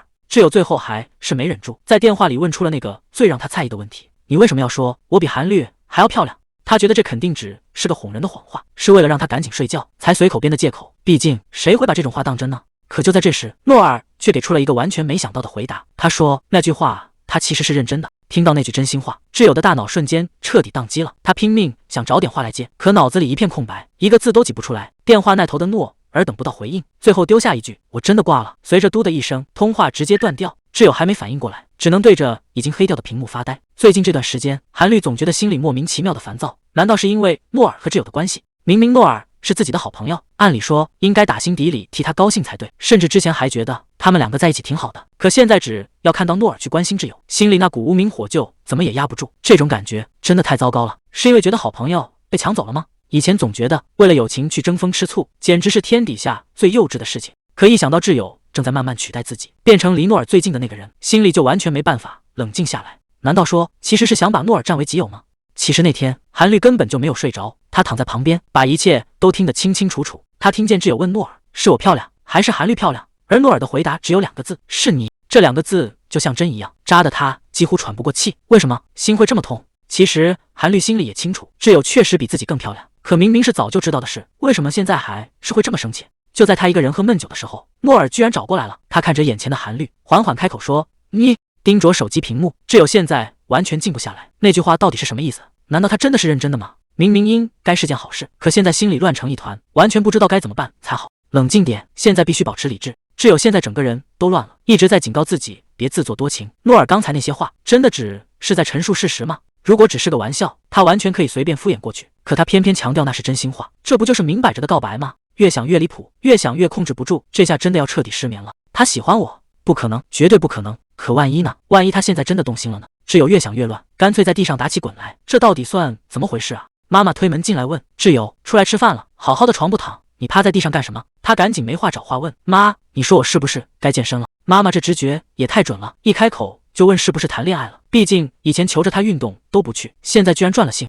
挚友赶紧笑着否认，顺便还想趁机要点钱报个班，结果妈妈理都不理，直接转身就走。屋里一下子安静下来，看着手机上发出去的消息，诺尔那边迟迟没有回复。刚才还在纠结对方是不是告白，现在看来可能真的是自己想多了。韩绿看着对面的诺尔，总觉得他今天有点不对劲，随口问了一句最近在学院是不是太累了。诺尔虽然嘴上说着还行，但整个人看起来没精打采的。面对韩绿的追问，他居然扯到了全球变暖和北极熊，这胡说八道的功力简直比平时还要离谱。韩绿心里很清楚，他这是又在掩饰什么了。每当心情糟糕透顶的时候，他就会不停地开这种冷玩笑，好像只要一直说废话就能躲开那些让他难受的事。韩绿决定先放下自己的心思，今天他只想听听对方的心里话。虽然装作若无其事的喝酒聊天可能是现在最好的选择，但他还是想试着打破这种沉默。他看着对面的诺尔问你到底怎么了？诺尔停顿了一下，支支吾吾的没能说出个所以然。回到房间躺在床上，诺尔只觉得身心俱疲，这场旅行明明才刚开始，怎么会累成这样？其实他心里很清楚，这种疲惫感完全是自找的。从小到大，身边的人总喜欢问他同一个问题。看着手机里的挚友和韩绿，这个关于谁更漂亮的送命题已经让他困扰了太多年。这种问题根本没法回答，简直就像是在逼着他当众表态，让他觉得既尴尬又难堪。挚友当时就那样凑了过来，盯着他的眼睛问，到底是他漂亮还是韩绿漂亮？这种2选1的送命题，在挚友眼里可能只是个玩笑，但在诺尔看来，这跟那些为了寻开心而捉弄人的人没什么区别。他是不是觉得像他这样的人根本不需要被尊重，所以才敢这么肆无忌惮的试探？哪怕最后说出了那个他想听的答案，诺尔心里也只剩下了疲惫。现在每次见到挚友，诺尔都会忍不住去猜他的心思，这种感觉让他觉得很累，甚至开始变得畏缩和胆怯，就像回到了那个让他不安的小时候。他突然意识到，挚友其实和那些人没什么两样，都会让他感到压力和恐惧。既然这样，那这段感情是不是该翻篇了？在餐厅里，诺尔一边喝酒一边对韩绿说，他习惯了一个人偷偷喜欢，然后等时间久了，这种感觉自然而然就消失了。他想表现得洒脱一点，好像这样就能掩盖内心的狼狈，但韩绿接下来的话却直接戳中了他的要害。韩绿盯着他问，所以你现在已经不喜欢挚友了吗？诺尔笑着打哈哈，想把刚才那个尴尬的话题敷衍过去。他说，反正事情已经这样了，让韩绿也别跟着瞎操心。韩绿一句话也没说，只是低着头不停地倒酒。他盯着桌上的手机，屏幕上跳出的消息简直像是一颗突然引爆的炸弹。诺尔居然发来问他挚友是不是喜欢自己。看着还在努力活跃气氛的诺尔，韩绿知道这下局面彻底要失控了。韩绿整个人都定住了，他盯着手机屏幕，半天没敢抬头。你是不是喜欢我？挚友这一句话直接把韩绿给问住了。看来诺尔藏的再深，也还是露出了马脚。韩绿在电话这头听着挚友在那边不停试探，挚友说是听别人提了一嘴，才忍不住跑来确认。韩绿表面上还算淡定，心里其实已经在打鼓，到底是谁把这层窗户纸给捅破了？挚友接着说，他已经帮韩绿否认了，但这个神秘的知情人到底还知道多少？一句只是朋友，虽然暂时把话圆过去了，但韩绿坐在秋千上，心里却一点也不轻松。这样做真的对大家都好吗？挚友在电话那头支支吾吾，总觉得韩绿肯定知道内情，韩绿却不敢说实话，怕一旦真相大白，挚友就再也没法面对现在的局面，到底该怎么开口？韩绿心里很清楚，挚友根本没胆量去直接问诺尔，所有的压力现在全压在他这个挡箭牌身上了。韩绿很清楚，现在的主动权全在自己手里，只要他一开口，挚友对诺尔的看法就会变得完全不一样，是该随口否认，还是干脆把真相捅破，告诉挚友，诺尔其实已经喜欢他很久了。这种决定权反而让韩绿感到了巨大的压力，因为他的每一个字都可能直接改写这两个人的未来。沉默了许久，他最终还是选择了最稳妥的回答，一句我也不太确定，把所有的秘密又重新埋了回去。挚友听完有点失望，原来连韩绿也不清楚。韩绿嘴上应和着，其实是在提醒自己，别人的感情私事还是少掺和比较好。挚友还是不死心，又追问诺尔有没有提过他。韩绿只能继续打太极，说也就是些朋友间的闲聊，这种事还是得让他们自己去解决。但话说到这份上，韩绿突然想看看挚友的反应，他直接抛出了一个重磅炸弹，要是诺尔真的喜欢你，你会怎么办？韩绿这次不打算绕弯子了，他直接对着电话打了个直球，问挚友到底打不打算和诺尔交往。挚友显然被问懵了，支支吾吾了半天，最后竟然回了一句自己还没想过这件事。听到这个回答，韩绿整个人都沉默了。诺尔在那边付出了那么多，结果到头来挚友竟然用一句没想过来搪塞，这种态度在韩绿看来简直就是不负责任到了极点。这下两人的关系彻底僵住了。韩绿心里很清楚，看透一个人的真心和知道普通信息完全是两码事，这足以让一段关系彻底变样。他对着电话冷冷地提醒挚友，如果只是因为好奇，最好别去打听别人的心意，因为这种事一旦知道了就没法回头。挚友显然没意识到问题的严重性，还在电话那头追问，这让韩绿彻底失望了。相比起诺尔那些沉重又纠结的感情，挚友现在的态度实在是太轻浮了，他根本不懂这份真心到底意味着什么。韩绿心里很清楚，挚友这种轻飘飘的态度，最后只会让诺尔伤得更深。他对着电话冷冷地丢下一句，你还是先回去把自己的心意想清楚再说吧。电话挂断了，挚友独自坐在空荡荡的海边，看着眼前的浪花，他终于意识到，有些决定已经到了不得不做的时候了。挚友盯着手机，开始反思自己是不是搞错了顺序。他原本打算先试探出诺尔的心意，再决定自己该怎么做。可万一诺尔不喜欢他呢？如果真是那样，大不了就维持现状，继续像以前那样相处就好了。这种想要全身而退的想法，真的能解决问题吗？万一诺尔真的喜欢我呢？这个念头一出现，局面就彻底变样了。现在的这个拥抱，让原本模糊的关系一下子变得避无可避。摆在面前的选择很简单，要么开始交往，要么干脆拒绝。可最核心的问题是，挚友发现他连自己的心都看不清了。挚友现在的脑子里简直就是一团乱麻，他甚至连自己到底想不想和诺尔交往都理不出个头绪来。最离谱的是，明明是长在自己身上的心，现在却像隔着一层大雾，怎么看都看不清。这种对自己完全失控的感觉，让他感到前所未有的挫败。这一刻，他真的快要彻底崩溃了。活到现在，挚友还没遇到过这么难搞的问题。既然理不清自己对诺尔的感觉，那干脆就别去想了。反正表面上大家还是朋友，关系也还没到非变不可的地步，只要装作什么都没发生，继续像以前那样相处，这样一来，是不是所有烦恼就都消失了？最近这段时间，诺尔总是没完没了的约韩绿出来喝酒，其实他自己也清楚，是因为心里总觉得缺了一块，空落落的。这种感觉大概率是因为挚友曾经那个占据了他大半个心房的人，现在好像正一点点地从他心里搬走。看看手机里的聊天列表就知道了，韩绿的消息他秒回，可只有昨天发来的问候，到现在他连点开的欲望都没有了。现在的诺尔生活里确实没有任何麻烦，但这也意味着没有任何值得开心的好事发生，他的世界就像彻底归零了。虽然这种平静是他一直想要的，可真到了这一刻，心里却空落落的，甚至连个安稳觉都睡不着。他到底想要什么，连他自己都给不出答案。就在这时，旁边突然有人喊了一声诺尔。只要是诺尔开口约酒，韩绿几乎从来没有拒绝过。也许是因为他看出来了，诺尔最近的状态确实糟透了，所以才一直这么陪着他。诺尔心里很清楚，韩绿这人性格很挑，要是不对眼的人，他连坐都不会坐下来。能这样一次次陪自己买醉，真的挺难得的。就在这时，旁边传来了小声的议论，坐在他对面的那个男人是她男朋友吗？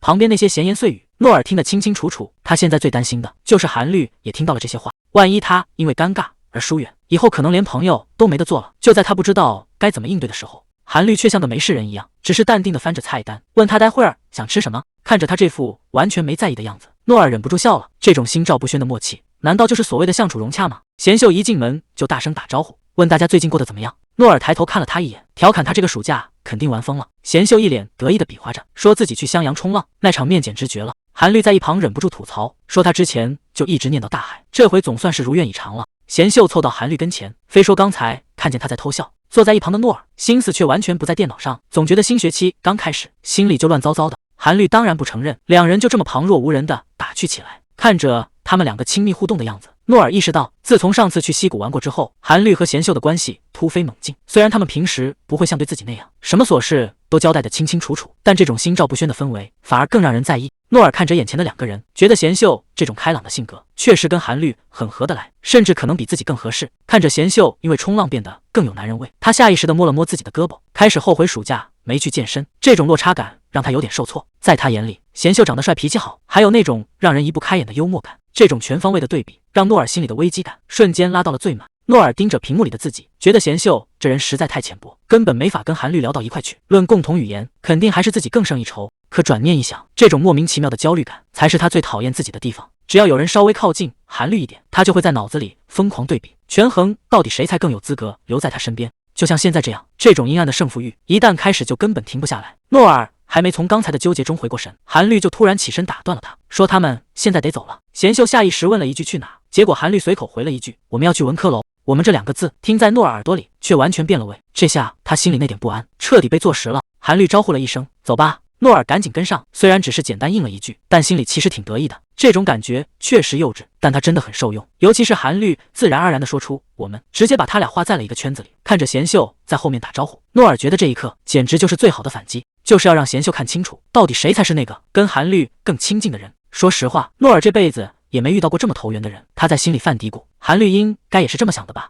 只要能维持这种关系，哪怕只是当个好朋友，他也心满意足了。就在这时，韩律突然停下脚步，回头看他，这一眼让他心里更有底了。最亲近的朋友这个位置，他这次是势在必得了。诺尔还在心里美滋滋的盘算，觉得想当那个最特别的人，应该不算什么过分的贪心吧。结果还没等他感慨完，韩律突然发现手机落下了，两人只能赶紧折返回去。刚进屋，挚友就迎面走来，热情的跟他们打招呼。诺尔也笑着回应，问他最近过得怎么样。看这架势，原本两个人的独处，这下又要变热闹了。挚友觉得这样生活也挺好，没什么好担心的，只要能继续当朋友，他就觉得松了一口气。一切都没变，他随口问诺尔是不是刚从戏班回来。诺尔应了一声，反问他呢。挚友刚想开口，结果话还没说出来，就被一个声音打断了。有人过来了，这下想安静聊会儿天，怕是没机会了。挚友环顾四周，发现教室里全是熟面孔，他笑着打招呼，问大家是不是也来凑热闹。几个学妹点点头，说听说这门选修课挺有意思。大家正聊着，其中一个女生突然看向诺尔，她说诺尔前辈，你是不是还欠我一顿饭呢？诺尔整个人都懵了，完全没反应过来是怎么回事。女生笑着提醒他说，上学期小组聚会玩游戏，他可是亲口答应输了要请客的。看诺尔这副表情，显然是把这事儿忘得一干二净了。女生一边笑着，一边顺手拍了拍诺尔的胳膊，埋怨他说话太见外。这一幕全被旁边的挚友看在眼里，他盯着那个女生的动作，心里有点犯嘀咕，他们两个人的关系什么时候变得这么亲近了？诺尔揉着胳膊解释，说自己刚才明明是实话实说，结果旁边戴帽子的女生也跟着起哄，说诺尔前辈真是太不解风情了。看这架势，这几个女生跟诺尔的关系确实不一般。这声欧巴叫的，挚友整个人都不自在了。他盯着诺尔，纳闷他什么时候跟这些女生关系变得这么好了。诺尔倒是一脸轻松，还在那儿开玩笑说，就算考试拿个0分也无所谓。旁边的女生赶紧拆穿他，说他这种优等生根本就是在凡尔赛。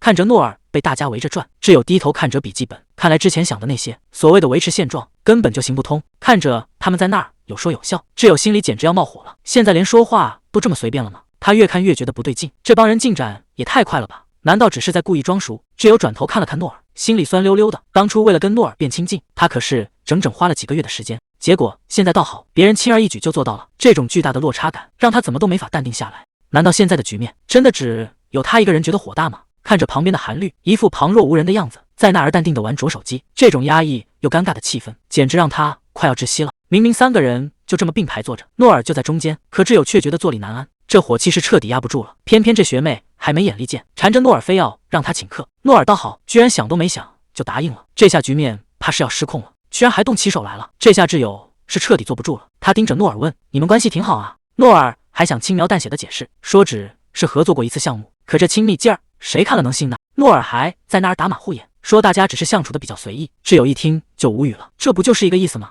他干脆把话挑明了，你难道不讨厌这种自来熟的人吗？结果诺尔倒好，还觉得人家性格开朗挺好的。这下挚友彻底没话说了，这家伙到底是真傻还是假傻？诺尔倒是跟没事人一样，可挚友心里已经开始犯嘀咕了。这家伙表面上看着挺正经，心里不会正美着呢吧？他越琢磨越觉得不对劲，本来还想表现得大度一点，告诉自己这跟他没关系，可这心里怎么就这么不是滋味呢？结果手机突然响了，居然是那个学妹发来的消息。这下事情变得更有意思了。挚友正愁教材太贵，刚好学妹就找上门来借书了，这不就是现成的情报机会吗？他顺水推舟答应下来，接着装作不经意地问了一句：“你们什么时候跟诺尔这么熟了？”结果对方的回答差点没把他给噎死。人家说上次喝酒的时候就已经处撑死党了。这下挚友心里彻底失衡了，连他都没敢这么称呼过诺尔。挚友还是没忍住，借着话题试探起两人的关系，问妍秀怎么跟诺尔走得那么近。结果对方回了一句喝酒喝成了死党。挚友心里更酸了，干脆直接摊牌问他为什么要动手动脚。谁知道妍秀居然说那是诺尔欧巴，绝对不会被误会的。这话什么意思？难道在别人眼里诺尔就是个恋爱绝缘体吗？挚友赶紧追问到底为什么不会被误会，可对方却在那儿打哑谜，让他自己体会。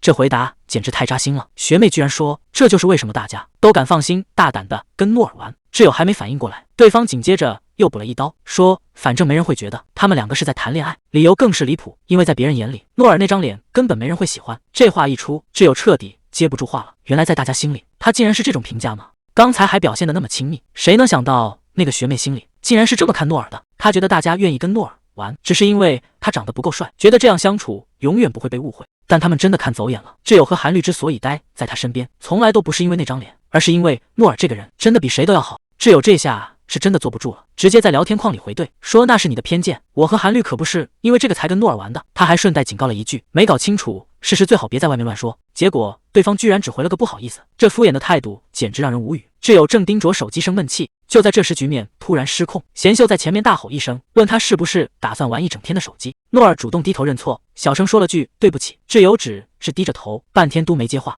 随着夕阳西下，这一整天的折腾总算是要收场了。诺尔坐在路边感叹，开学的第一天竟然就这样过去了。韩律一边递过酒杯，一边感叹时间过得太快。诺尔道了声谢，现在的天气刚好适合坐在室外，校园附近的酒摊早就坐满了，成群结队出来聚会的大学生。看着周围这股热闹劲，诺尔却突然意识到自己参加这种聚会的次数好像比以前越来越少了。韩律突然开口，打破了晚上的宁静。他说自己现在总算和系里的人混熟了，也有了几个真正交心的朋友。可谁能想到大姨那会儿根本没人理他，为了合群他只能像个小丑一样拼命在酒局上讨好所有人。他看着诺尔问他记不记得以前问过他一个问题，如果自己长得不好看，他还会和自己做朋友吗？诺尔点了点头说记得。韩律接着问，那你还记得当时是怎么回答的吗？诺尔盯着手里的酒杯，轻声说了句记得。如果时间真的能倒流，他还会做出同样的选择吗？韩律紧接着追问，你现在还是那么想的吗？诺尔沉默了片刻，给出了一个否定的答案。韩律显然有些意外，毕竟当年诺尔亲口说过他们两个根本没法做朋友，难道他真的改主意了？诺尔看着他认真的解释，那是在他们成为朋友之前，现在已经完全不一样了。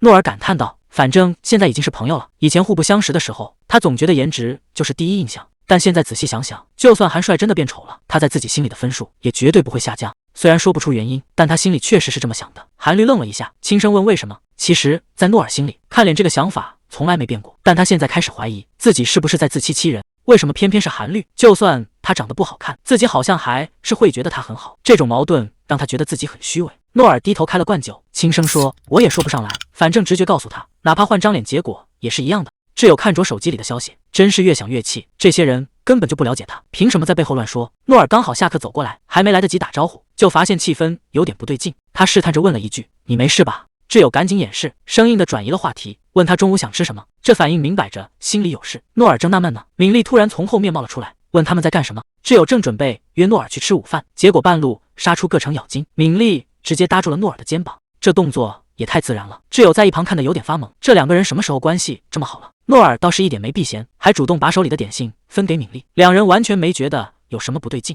挚友心里开始打鼓，难道敏丽也跟那些传闻里的人一样，对诺尔有什么别的想法？看着他们有说有笑，诺尔甚至还要给敏丽变个魔术。挚友站在原地，感觉自己完全插不上话。敏丽认识诺尔的时间更久，甚至还会经常夸奖他。难道那些针对诺尔的恶意，仅仅是因为他长得不好看吗？看着两人在面前打闹，诺尔甚至还凑过去要帮敏丽检查嘴角的脏东西。挚友实在有点看不下去了，赶紧出声打断，催促诺尔快点去吃饭。虽然成功把人带走了，但挚友心里却更乱了。如果连敏丽都对他这么特别，那诺尔在别人眼里到底算什么呢？难道诺尔心里也是这么想的？觉得跟我待在一起，永远不会被别人误会成一对？这个念头一旦冒出来，挚友心里就一阵阵发酸。如果真是这样，那之前的那些陪伴又算什么？明明一起上课，一起喝酒，难道他从来没担心过别人会把他们看成情侣吗？可转念一想，他对谁好像都挺不错的，难道在他眼里，自己跟其他的异性朋友根本就没什么区别？就在这时，诺尔突然停住了脚步。难道就因为长得不好看，他就注定没人喜欢，连谈场恋爱的资格都没有吗？诺尔发现他一直心不在焉，凑过来问他是不是出事了。挚友赶紧回过神，随便找个借口敷衍了过去。其实不只是那几个学妹，好像全世界都对他有偏见。可挚友盯着诺尔看了半天，心里却在犯嘀咕：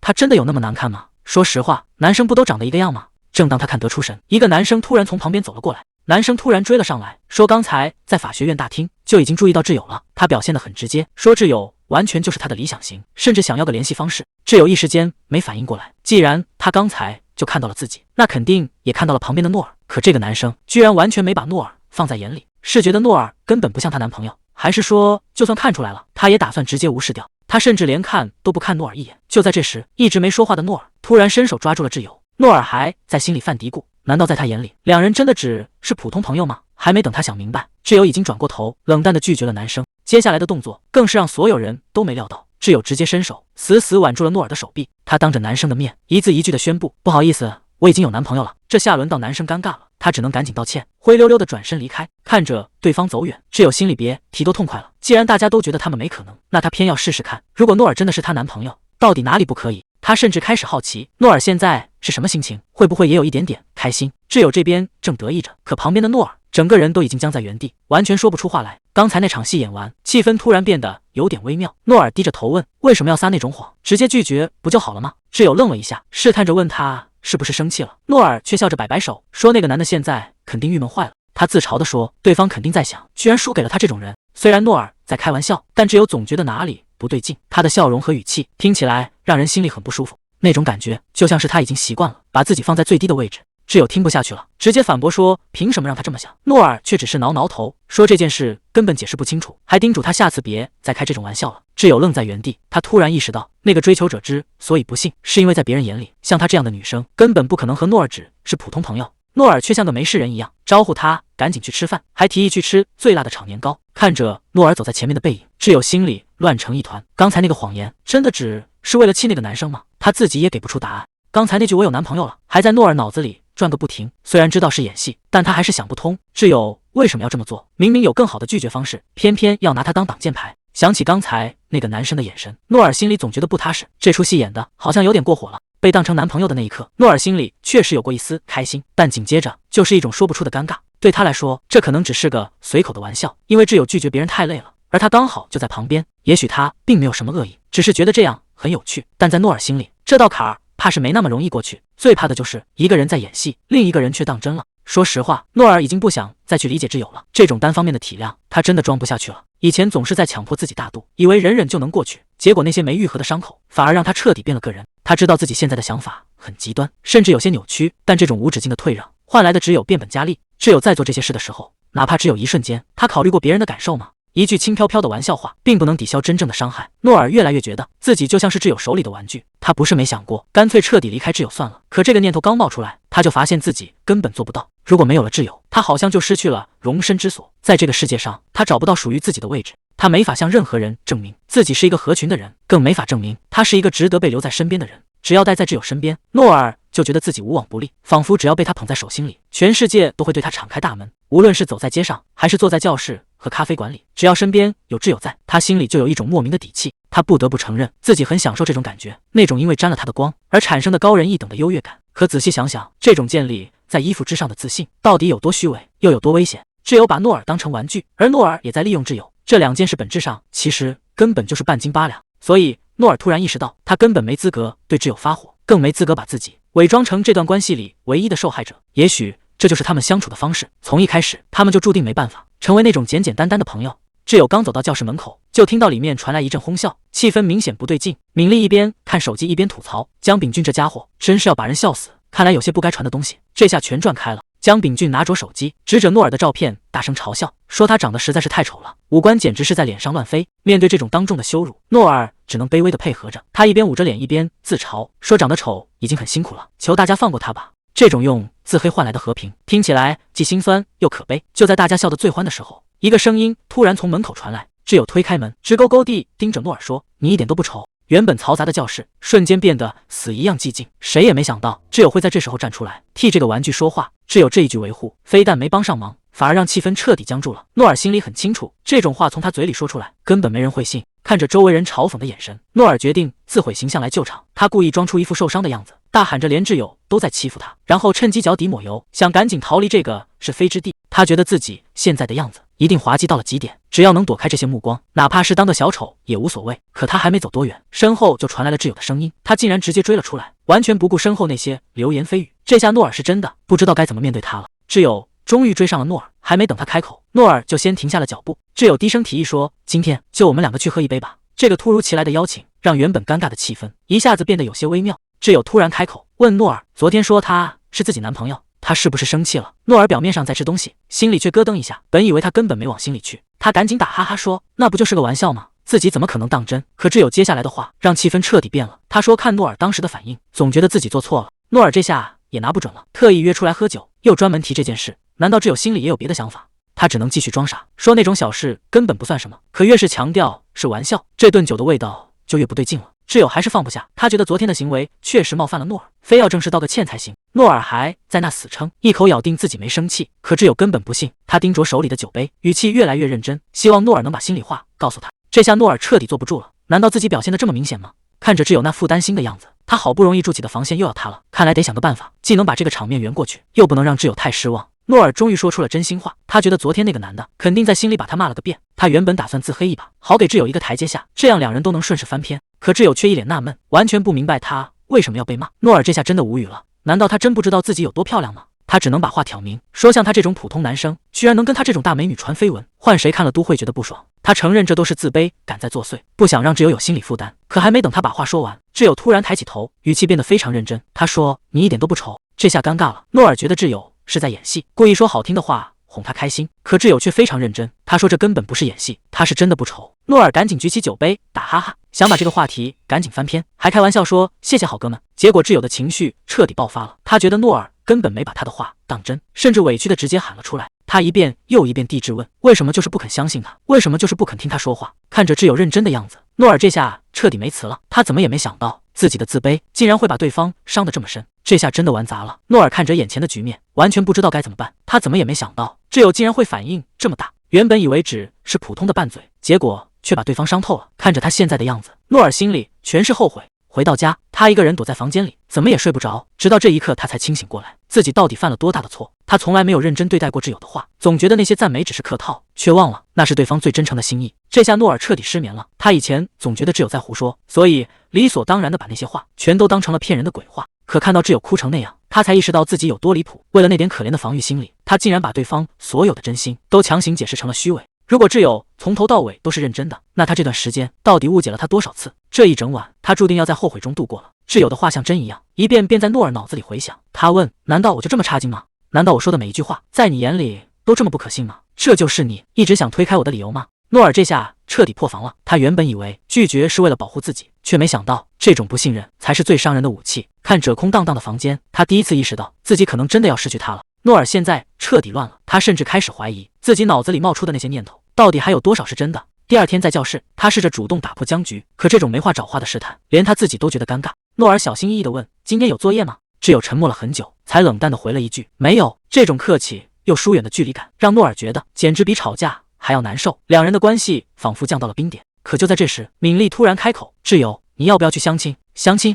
这两个字对现在的诺尔来说，简直比雷劈还要炸裂。诺尔这下彻底坐不住了，他怎么也没想到自己还没来得及道歉，竞争对手竟然就这么出现了。敏丽拿着手机，兴冲冲地对挚友说：我终于帮你物色到一个各方面都特别靠谱的男生。他一边展示照片，一边问：你觉得怎么样？要不要见一面？所有人的目光现在都落在了挚友身上，他到底会怎么选？